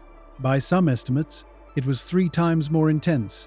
Ice core samples from Greenland and Antarctica, which preserved nitrate signatures from intense solar energetic particle events, confirmed that the 1859 event was not merely historically extreme, but geologically extraordinary. At least twice as large as any other solar storm in the preceding 500 years, it was not a normal occurrence even by the standards of an active sun. It was an outlier, a data point at the far tail of the distribution. And it arrived in 17.6 hours, meaning that with modern DSCOVR monitoring providing 15 to 60 minutes of warning, at L1 grid operators would have had less than an hour between the first confirmed measurement of the incoming storm's true intensity and impact. Against a DST of -1000 nanoteslas or more, with GICs potentially 50 to 100 times stronger than those that collapsed Quebec, a 2013 joint risk assessment by Lloyd's of London and Atmospheric and Environmental Research modeled the economic cost of a Carrington-level event striking the United States today. The estimate, between $0.6 trillion and $2.6 trillion, with the upper bound reflecting extended outages caused by transformer damage that cannot be rapidly repaired. The National Academy of Sciences, in a 2008 report, put a comparable figure at between $1 and $2 trillion. The specific numbers vary by methodology and assumption. The order of magnitude does not. None of these figures account for cascading failures, water treatment systems losing power, supply chains failing, financial systems losing GPS timing synchronization, hospitals running out of generator fuel. They are estimates of direct damage. The full economic consequence of an extended, widespread grid failure in a modern technological civilization has not been successfully modeled because the dependencies and interdependencies run too deep. What Carrington saw from his private observatory on the morning of September 1st, 1859, those 2 patches of intensely white light erupting from the surface of the sun, was the first recorded observation of a solar flare. He did not know what it was. He knew it was rare. He filed his report and waited. We have been waiting too, in a sense, ever since. The Carrington event happened once in the last 500 years of recorded history. The physics that produced it has not changed. The sun has not changed. The question of when it happens again is not a question of when. In December 2019, an international panel of solar physicists, convened by NOAA, NASA, and the International Space Environment Services, published their official forecast for solar cycle 25. Their conclusion was measured, carefully hedged, and, as it turned out, comprehensively wrong. The panel predicted a weak cycle, a maximum smoothed sunspot number of 115, peaking in July 2025, nearly identical in strength to solar cycle 24, which had been the weakest cycle in 100 years. The language was cautious but confident. Cycle 25 would be average at best, comparable to its anemic predecessor, nothing to worry about. The reasoning was not unreasonable. The preceding 4 solar cycles, 21, 22, 23, and 24, had shown a gradual trend of declining amplitude. Each successive cycle had been somewhat weaker than the one before. The models, calibrated to recent history, projected that trend forward. They saw no strong physical reason to expect a sudden reversal. The Sun had other plans. From the very first months of cycle 25, the observed sunspot numbers ran above the forecast. By January 2023, cycle 25 had already produced 12% more daily sunspots than cycle 24 had at the same stage. By October 2023, the divergence between prediction and reality was large enough that NOAA issued a formal revision, the first update to the forecast since its original 2019 release. The new prediction called for a peak between January and October 2024, with a maximum smoothed sunspot number between 137 and 173. Not 115, not weak. A substantially more active cycle than anyone in the panel had forecast. Even that revised estimate turned out to be conservative. By August 2024, the 13-month smoothed sunspot number, the standard metric for defining solar maximum, reached 156.7. That figure sits outside the upper bound of the original 2019 prediction entirely. The Sun had not just exceeded the forecast, it had invalidated it. Solar maximum for cycle 25 is now understood to have occurred in approximately October 2024, when the smoothed sunspot number reached its highest sustained value. That means June 2026, the month of the Cannibal CME, falls in the declining phase of the cycle. The peak is, technically, behind us. This detail matters, and it requires careful interpretation. The declining phase of a solar cycle is not a safe phase. It is simply a phase of decreasing average activity. The frequency of sunspot groups falls, the number of flares per month decreases. But individual active regions can still be extraordinarily productive. And historically, some of the most violent single events of any given solar cycle occur not at maximum but in the months and years after it. Solar cycle 23, which peaked in 2001, produced the Halloween storms of 2003, the event that overloaded GOES sensors at an estimated X45, 2 years after its maximum. The 1989 Quebec blackout occurred during the declining phase of solar cycle 22. The Sun's overall activity is trending downward from the October 2024 peak, but AR4 455 did not know that. Its magnetic field was what it was: anti-Hale, complex, sheared, productive. Individual regions do not follow the cycle average. They follow their own internal physics, and that physics in June 2026 was fully capable of producing 3 major flares in 10 hours, 2 Earth-directed CMEs, and a Cannibal event that lit up the skies above the American Midwest. What the solar maximum context provides is the baseline frequency. Near maximum, roughly 10 active sunspot groups are visible on the Earth-facing disk at any given time. AR4 455 was one of them. There were 9 others being monitored simultaneously. In the months around solar maximum, the probability of any given week producing a significant geomagnetic event is measurably higher than at solar minimum, when the disk may show only 1 or 2 active regions, or none at all. The broader implication of cycle 25's behavior is for forecasting itself.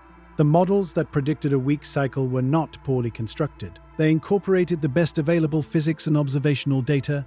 They were wrong anyway. Substantially wrong, consistently wrong. Wrong from the very first months of the cycle through its peak.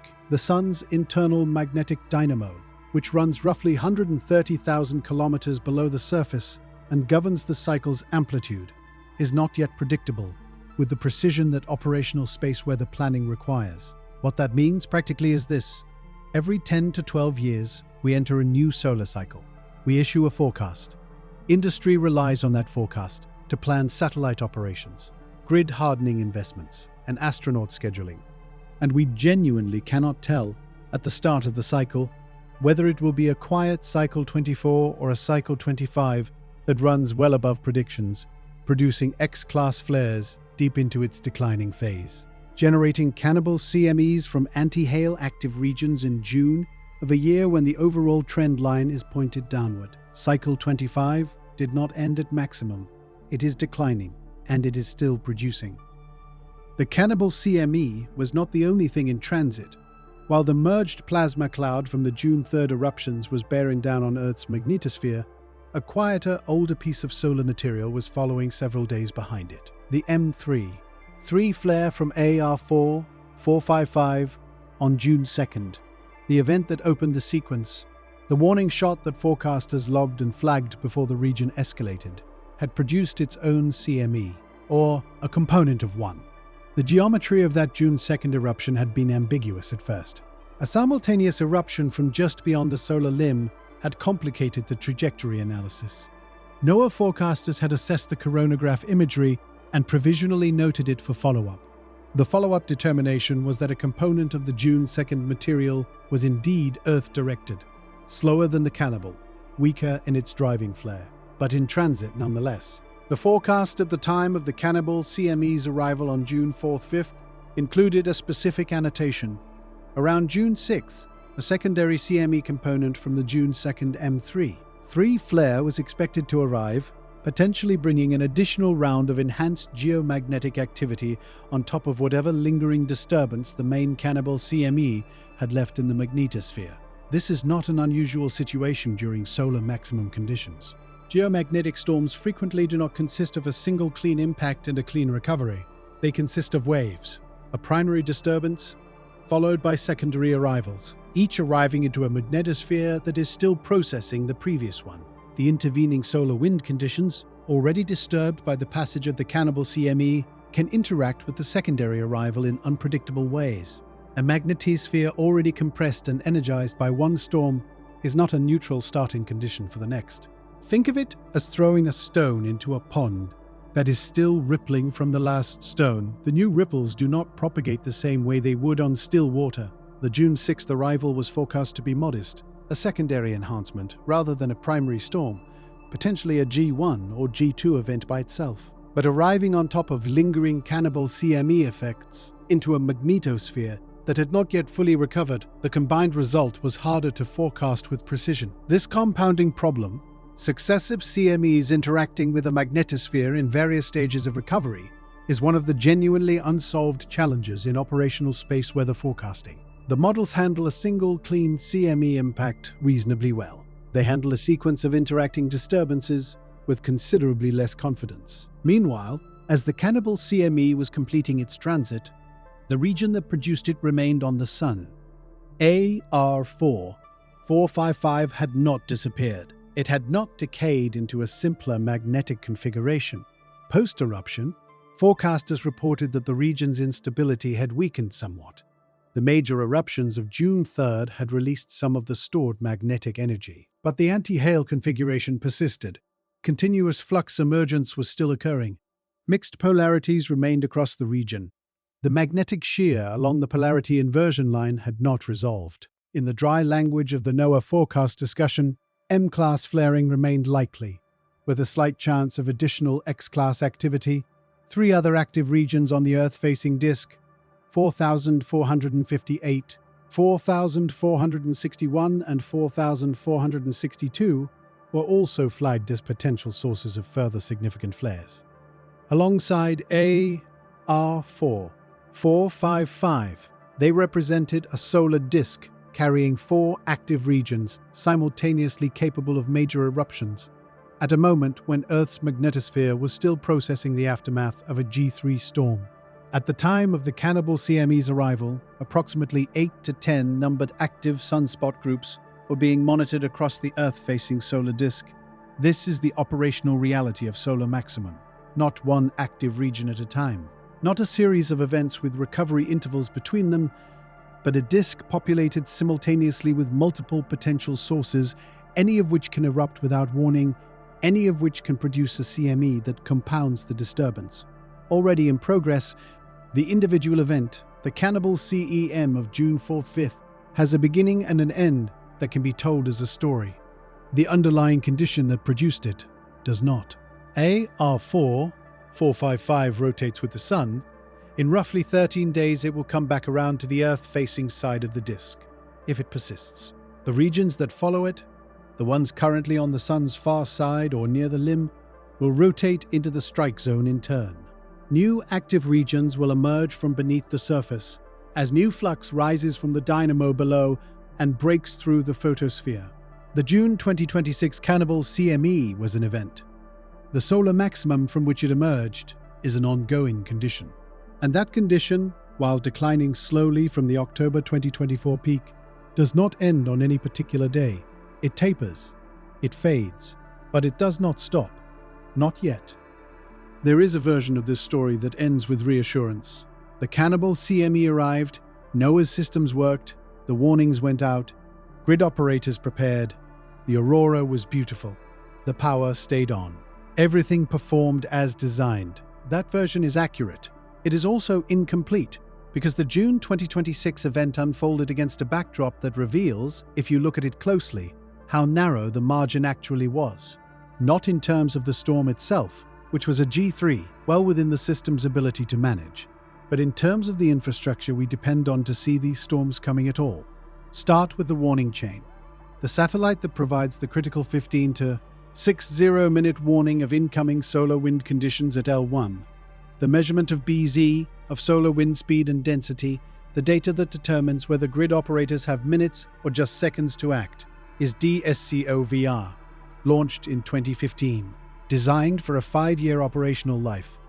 As of July 2025, DSOSOVR went offline following a software anomaly. NOAA could give no timeline for restoration. During the peak of solar cycle 25, the primary sentinel at L1 was operating on borrowed time. And then it wasn't operating at all. The backup was ACE, the Advanced Composition Explorer, launched in 1997, 28 years old. Designed for a 5-year mission, operating on margins so thin that NOAA's Deputy Director for Space Weather Observations described the situation in August 2025, with language that does not leave much room for interpretation. It's extremely urgent. These satellites, ACE, SOHO, DSCOVR, are all working beyond their design life. The need is urgent, and we must replace this capability now. SOHO, the Solar and Heliospheric Observatory, was launched in 1995. It is 31 years old.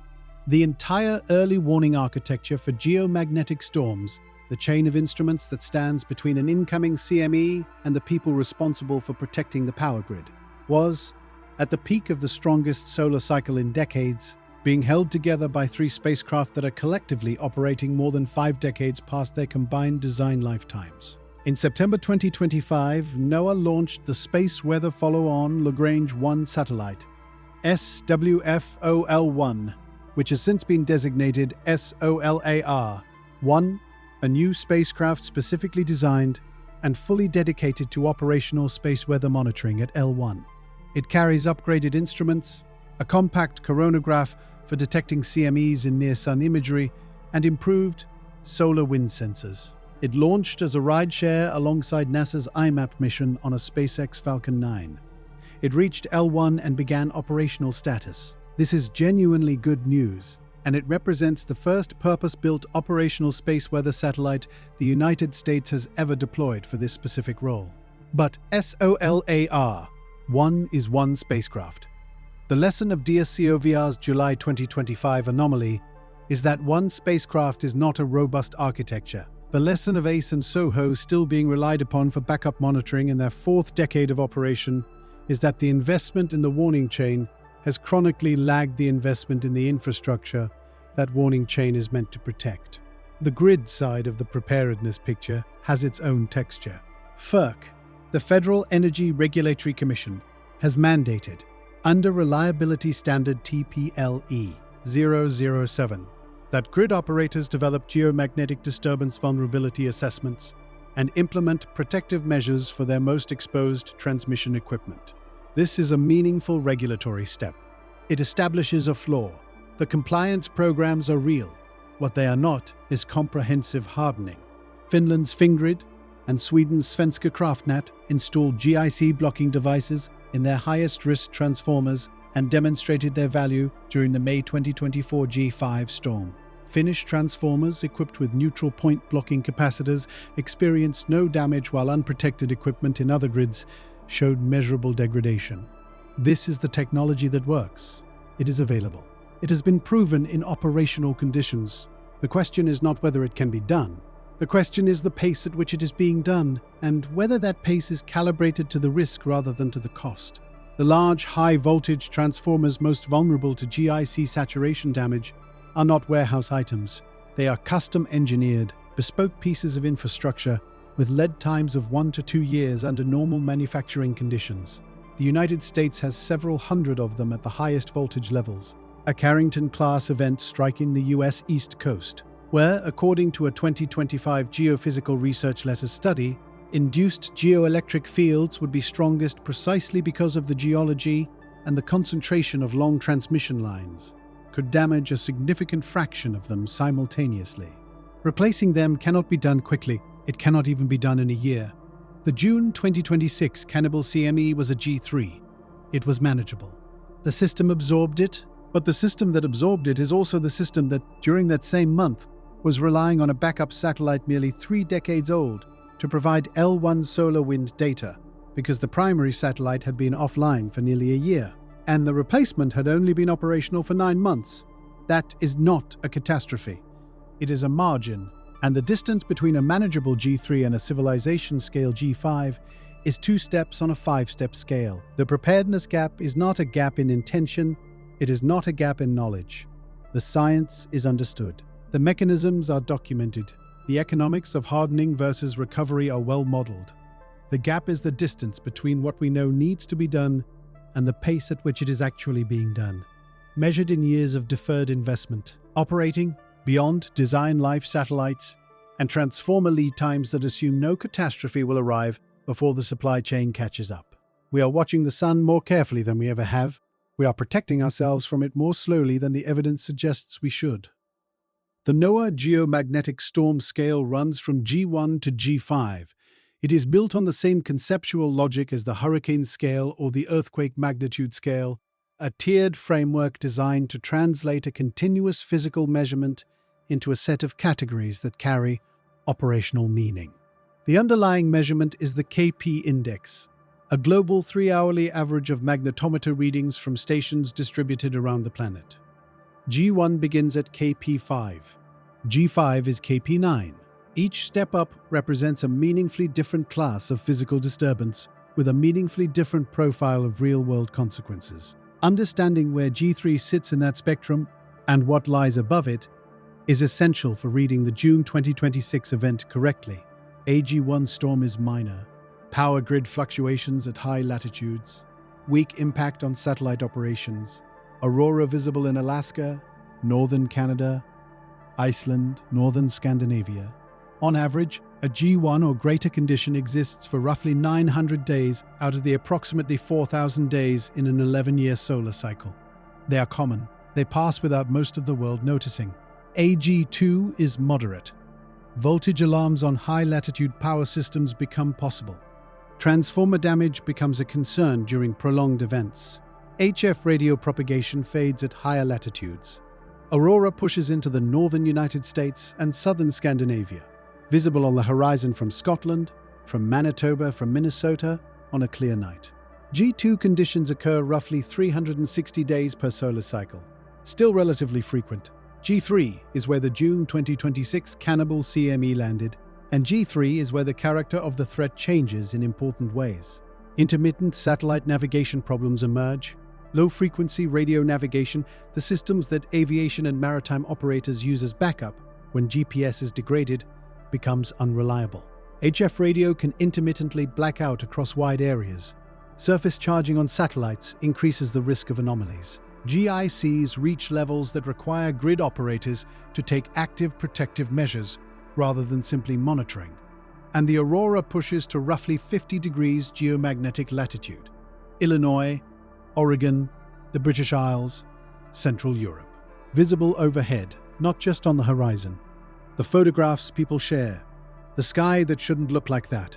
NOAA estimates that G3 or greater conditions occur on roughly 200 days per solar cycle, less than 1% of solar cycle days, common enough to happen several times during a solar maximum period. Rare enough that each event gets its own headline. G4 is severe. Widespread voltage problems become possible on power grids. Protective relays can trip in regions that are not normally considered high risk. Satellite navigation may be degraded for days. Pipeline operators need to actively monitor for accelerated corrosion from induced currents.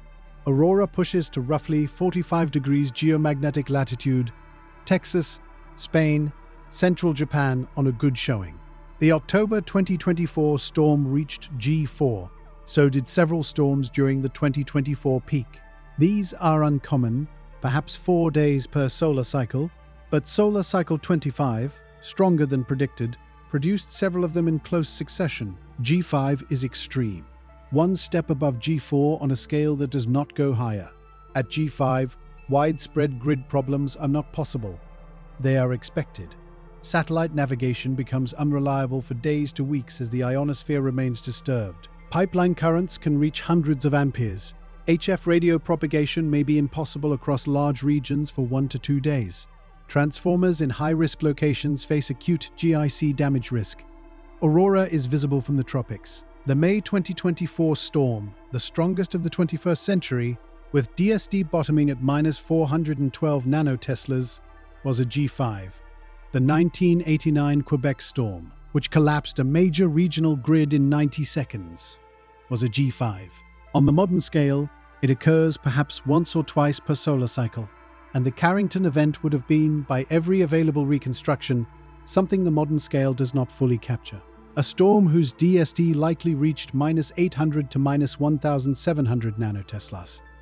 In an era before the scale existed, against infrastructure that had no protective measures in place because the concept of protective measures did not yet exist. The June 2026 Cannibal CME was G3, 2 levels below the threshold that collapsed Quebec. 3 levels below the upper bound, it was, to use the language of the scale, strong. It was not severe. It was not extreme. What the scale does not capture, what no 5-level categorical system can fully communicate, is the non-linearity of the consequences as you move up it. The difference between G3 and G5 is not a factor of 2 in physical disturbance. It is a factor of several hundred in GIC amplitude at high-risk locations. A factor of orders of magnitude in the probability of transformer damage. A factor of potentially decades in recovery time if the worst-case scenario for large transformer loss is realized. The June 2026 event was a G3. The scale said strong. The grid stayed up. The photographs were beautiful. The scale goes to G5.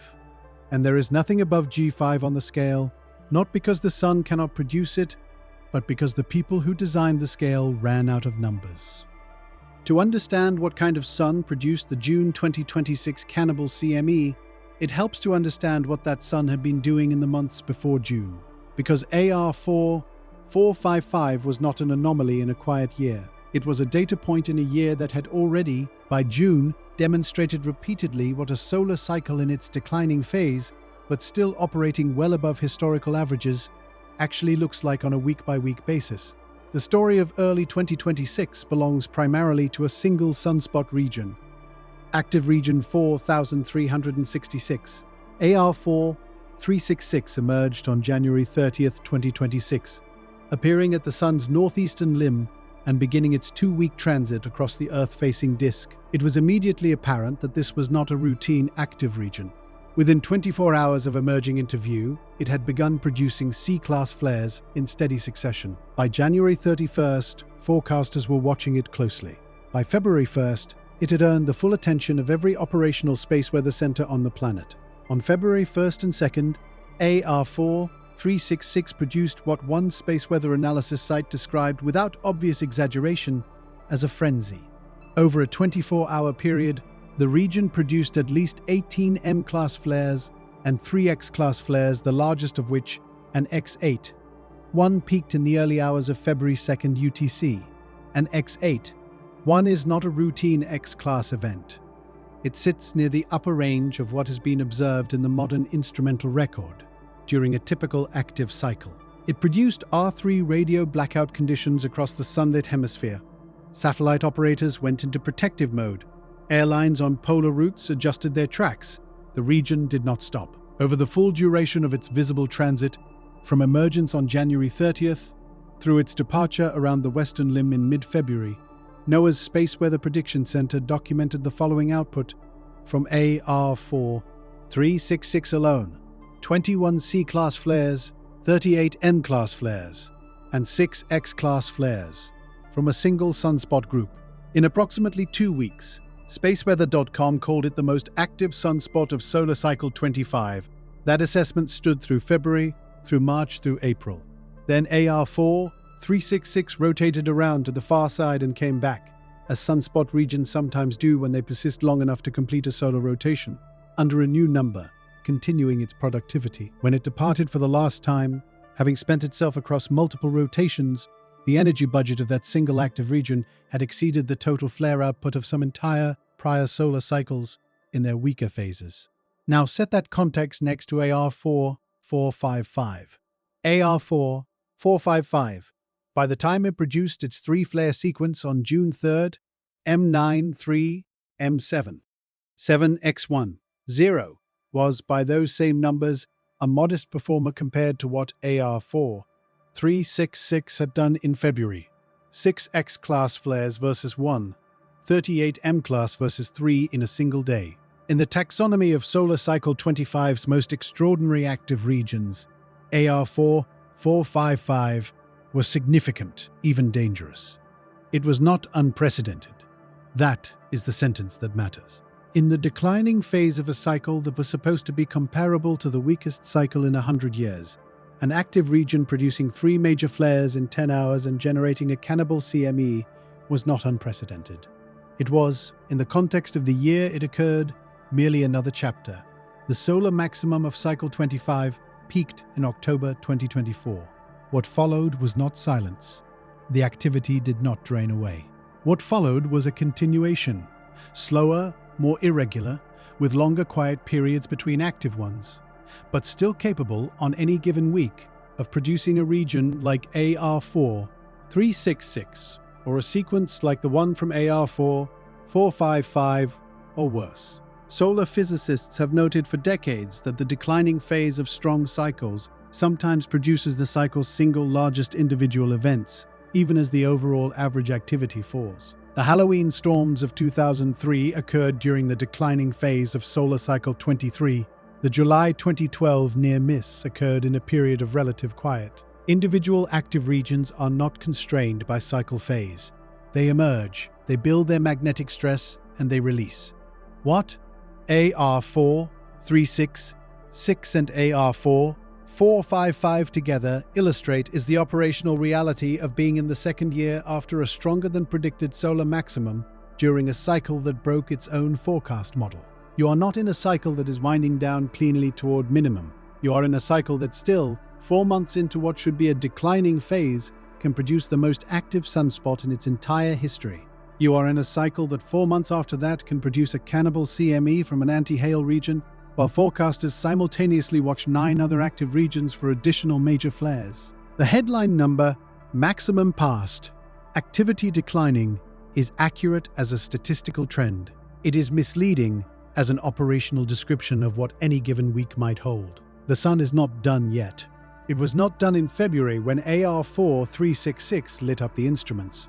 It was not done in June when AR4 455 fired 3 times in 10 hours. Solar minimum, when active regions become rare and the disk runs quiet for days at a stretch, is approximately 3 to 4 years away. Between now and then, the sun will keep producing. The watch said G3. The storm delivered G2.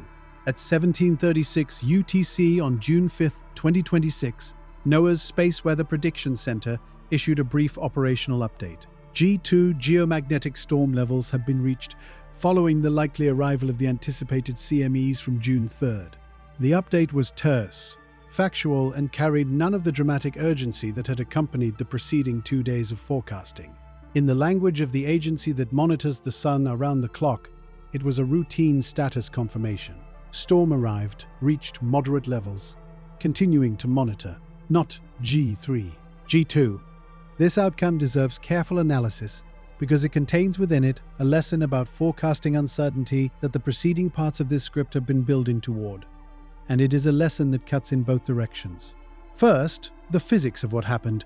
The Cannibal CME arrived at Earth's magnetosphere broadly as predicted in terms of timing and speed. The merged plasma cloud reached the magnetopause in the forecast window.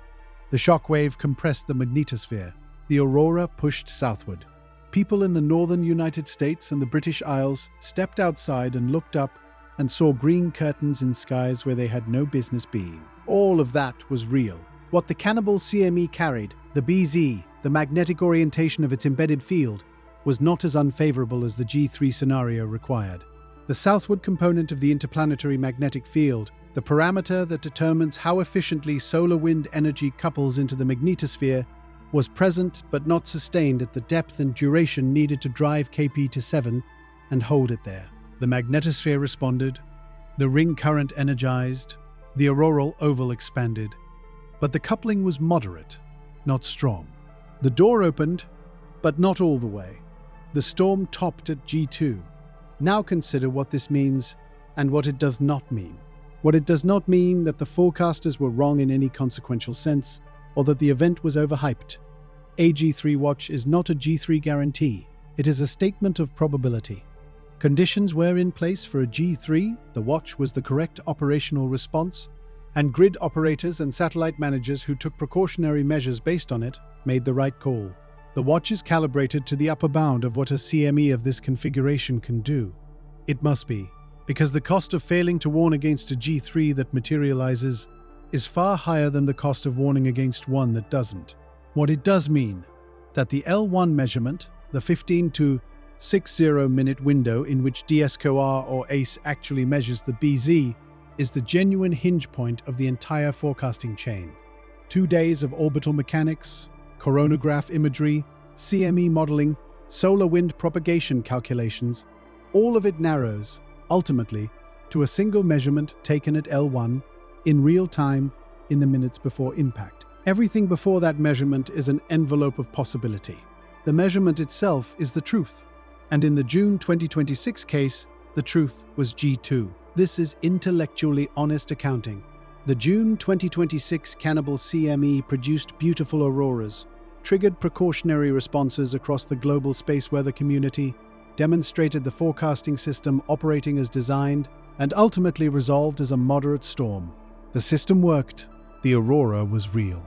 The precautions were proportionate, but the forecasting envelope, the range of possible outcomes between the G2 that arrived and the G4 that could not be ruled out, spanned 2 full levels of the storm scale. That span represents the uncertainty that lives inside the L1 problem, inside the BZ mystery, inside the fundamental limit of what physics currently allows us to know about an incoming CME before it is essentially here. The June 2026 Cannibal CME resolved at the lower end of the forecast envelope.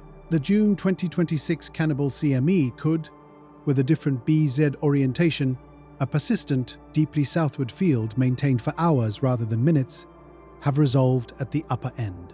The difference between those two outcomes is not a difference in the CME itself. It is a difference in the orientation of the magnetic field embedded within it, measurable only at the last moment, and carrying consequences that scale non-linearly with intensity. AG2 means beautiful photographs. AG4 from the same CME would have meant transformer stress across portions of the northern grid, satellite anomalies, degraded GPS for days. The physics of that difference was decided in the solar corona when AR4 455 erupted, encoded in the CME's magnetic structure as it formed and launched, and was unknowable until the storm was already at our door. That is not a failure of the science. It is the current frontier of what the science can do. The forecasters working the June 4th-5th event performed their function with precision and professionalism. The system they were operating has a hard physical limit, and they worked right up against it exactly as the job requires. The storm peaked at G2. The photographs were extraordinary. The grid stayed on, the satellites kept flying, and NOAA's instruments registered every nanotesla of the ring current's rise and fall, adding one more data point to the continuous record of what this star does to our planet, and what it might do again. The June 2026 Cannibal CME resolved. The magnetosphere recovered. The aurora faded, the data was logged, and the forecasters went back to watching the sun. That is the operational reality of space weather monitoring. There is no aftermath mode, no period of rest following a significant event. The sun does not pause between active regions. On the day the June 4th and 5th storm was winding down, the same Earth-facing disk that had hosted AR4 455 was still carrying 8 other numbered active regions, several of them flagged for ongoing M-class flare potential.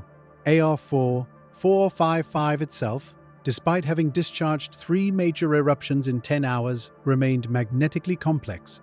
Continuous flux emergence still observed, polarity inversion line still sheared. The Cannibal CME had not spent the region. It had only spent some of it. Meanwhile, the science community is well aware of the fundamental limit that the June 2026 event illustrated so clearly. The BZ problem, the inability to reliably predict the north-south orientation of an incoming CME's magnetic field more than an hour in advance, is not a gap in attention or funding. It is a frontier problem in solar and heliospheric physics. Significant research effort is currently directed at it.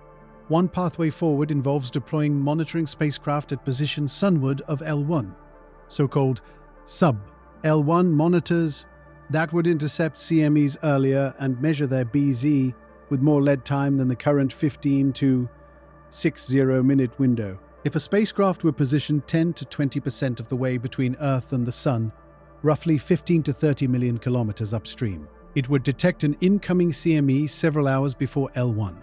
Those additional hours would not solve the BZ forecasting problem completely, since the CME's magnetic structure continues to evolve during transit. But they would extend the actionable warning window from minutes to potentially several hours, enough for grid operators to implement more comprehensive protective measures, for satellite operators to reconfigure their most vulnerable assets, for astronauts to move to shielded areas and stay there long enough to matter. ESA's Henon mission, Solar and Interplanetary Threats Defense, was planned for launch by end of 2026 on a distant retrograde orbit designed to keep it ahead of Earth for extended periods. ESA's SHIELD mission, a more comprehensive multi-spacecraft sub-L1 concept, was still in design study as of mid-2026, with earliest launch estimated in the mid-2030s. These are not idle ambitions. Stereo A's period of near-Sun-Earth line alignment between 2022 and 2024 provided the first real statistical data on what sub-L1 monitoring buys in practice, and the results were promising enough that the space weather community is converging on it as a necessary operational capability. The other frontier is BZ prediction from remote sensing, figuring out from solar corona observations made at the time of eruption what magnetic orientation the CME will carry by the time it arrives. This is harder. The physics governing how a CME's internal magnetic structure rotates and evolves during its 1 to 3 day transit through the solar wind is not yet fully understood. Machine learning approaches trained on historical CME observations are beginning to show skill on this problem, but not yet enough to be operationally reliable at the precision the warning chain requires. This is active science. It is not solved. In the meantime, NOAA's SWFO L1, launched in September 2025, the first purpose-built operational space weather satellite at L1, has been operational for 9 months as of June 2026. It is newer and more capable than DSORA. Its instruments are fresh rather than operating past design life. ESA's Vigil mission, carrying NOAA's compact coronagraph for observations from the L5 Lagrange point, 60 degrees behind Earth in its orbit, is planned for launch in 2031. L5 provides a unique side view of the Sun that allows earlier detection of active regions before they rotate to face Earth, and direct imaging of CMEs propagating toward the Sun-Earth line from a lateral perspective that L1 cannot provide. The architecture of space weather monitoring is slowly being upgraded. New instruments, new orbit geometries, new mission concepts. The acknowledgement at the highest institutional levels of NOAA and ESA and NASA that the current system is not adequate for the threat profile the Sun presents during an active solar cycle. The June 2026 Cannibal CME reached G2. The warning system worked, the new satellite was in place, the precautions were taken, the outcome was manageable. The next one might not resolve at the bottom of the forecast envelope. On July 23, 2012, a coronal mass ejection tore through Earth's orbit at more than 2,000 kilometers per second, roughly 4 times the velocity of a typical fast CME. It was a double CME two eruptions separated by only 10 to 15 minutes, traveling through a corridor of interplanetary space that had been swept clean by an earlier CME 4 days before. The cleared path meant less drag, less deceleration, higher arrival speed. The leading shock was exceptionally strong. The magnetic field embedded in the plasma carried a sustained, deeply southward BZ. Physicists who analyzed the Stereo A spacecraft data, the research satellite that the CME struck directly, calculated that if this event had hit Earth, the resulting geomagnetic storm would have registered a DST of approximately minus 1,200 nanoteslas, twice as deep as the 1989 Quebec storm, comparable to the Carrington event of 1859. It missed Earth by 9 days of orbital motion. UC Berkeley physicist Janet Luhmann, one of the lead researchers on the analysis, stated the conclusion plainly: if that CME had hit Earth, it probably would have been like the big one in 1859. But the effect today, with our modern technologies, would have been tremendous. 9 days earlier, the active region that produced the July 23rd eruption would have been aimed directly at Earth. 9 days later, it had rotated to a trajectory that sent the CME through empty space where our planet had been the week before. It struck Stereo A instead. Stereo A, built for interplanetary space outside the magnetosphere, rode it out without serious damage. Earth would not have been so fortunate. This is not a hypothetical constructed from models and extrapolations. The CME exists in the observational record. Stereo A measured it in full. The magnetic field orientation, deeply southward, sustained exactly the configuration that maximizes coupling with Earth's magnetosphere, is documented. The speed is documented. The estimated DSTS is documented. Pete Riley, publishing in the journal Space Weather in 2014, calculated from 50-plus years of solar storm data that the probability of a Carrington-class event striking Earth in any given decade is approximately 12%. 12% per decade. Over the 14 decades since Carrington, the cumulative probability of having gone this long without a direct hit begins to strain against the statistics. The July 2012 near miss is the most concrete expression of how thin that margin has been. Now place the June 2026 Cannibal CME in this context. The June 2026 event was a G2 at arrival, a merged plasma cloud from an anti-Hale sunspot region in the declining phase of a solar maximum. Beautiful auroras, no infrastructure damage, resolved cleanly. The July 2012 event was a Carrington-class near-miss during a solar cycle that the same 2019 panel predicted would be weaker than the one that preceded it. The Sun does not respect the forecasts made about it. It does not scale its output to our preparedness. It does not wait for the grid to be hardened, the satellites replaced, the sub-L1 monitors launched. It produces what the physics of its interior dynamo dictates, in the magnetic configuration that emerges from beneath the photosphere in each given active region, aimed at whatever portion of the ecliptic is in front of it at the moment of eruption. The June 2026 Cannibal CME was a data point. The July 2012 near miss was a data point. The Carrington event was a data point. Together they trace a distribution, not a smooth, predictable curve, but a jagged record of what this star has done, is doing, and will do again. The question that emerges from all of this is not whether we will experience another extreme solar storm. The statistics say we will. The physics says we will. The historical record, extending back through ice cores 5 centuries and through tree rings and cosmogenic isotopes further still, says we will. The question is what we will have built by the time it arrives. The probability of a Carrington-class geomagnetic storm striking Earth in any given decade is depending on which peer-reviewed paper you consult and how precisely you define the threshold, somewhere between less than 1% and roughly 12%. That range is not sloppy science. It reflects genuine uncertainty in how you model the tail of an extreme event distribution from a historical record of only about 150 years of systematic measurement, with perhaps 2 confirmed Carrington-class events in that window, September 1859 and the July 2012 near-miss that hit Stereo A instead of us. The honest answer is that the statistics are not good enough to be precise, and the honest follow-up is that the imprecision does not change the operational conclusion, whether the probability is 1% per decade, the expected cost of a Carrington-scale event striking modern infrastructure. measured in the trillions of dollars, in years of recovery time, in cascading failures across power, water, communications, and transportation, means that even the lower estimates justify substantial protective investment.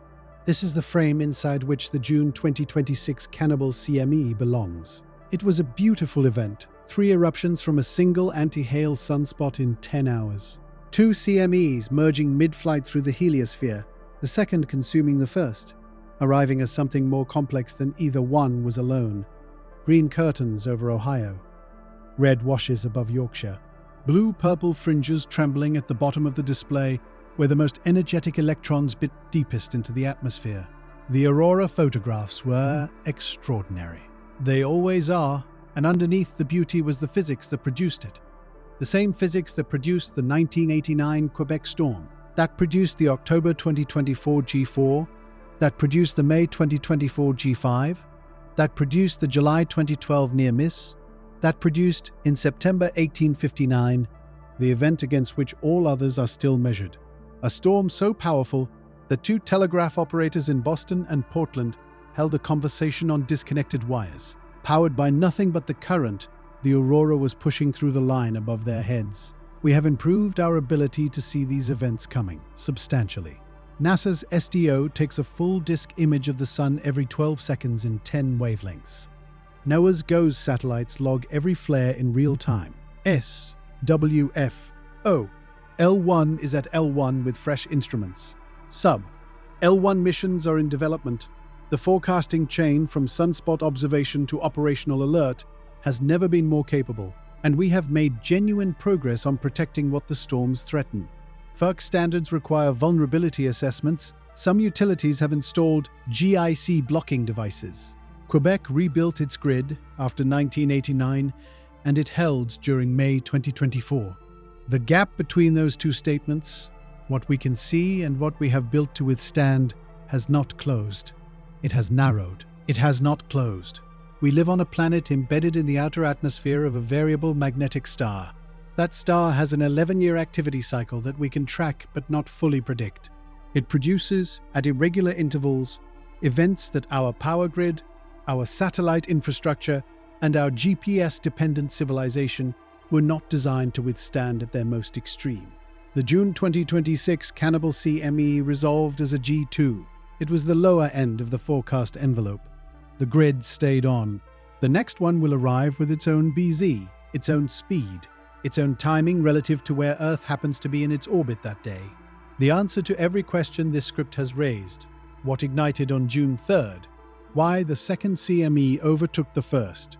What a Cannibal CME does to the planet it hits, what it means that it arrived during a solar maximum nobody predicted, is the same answer. We live inside a star, and the star is not finished.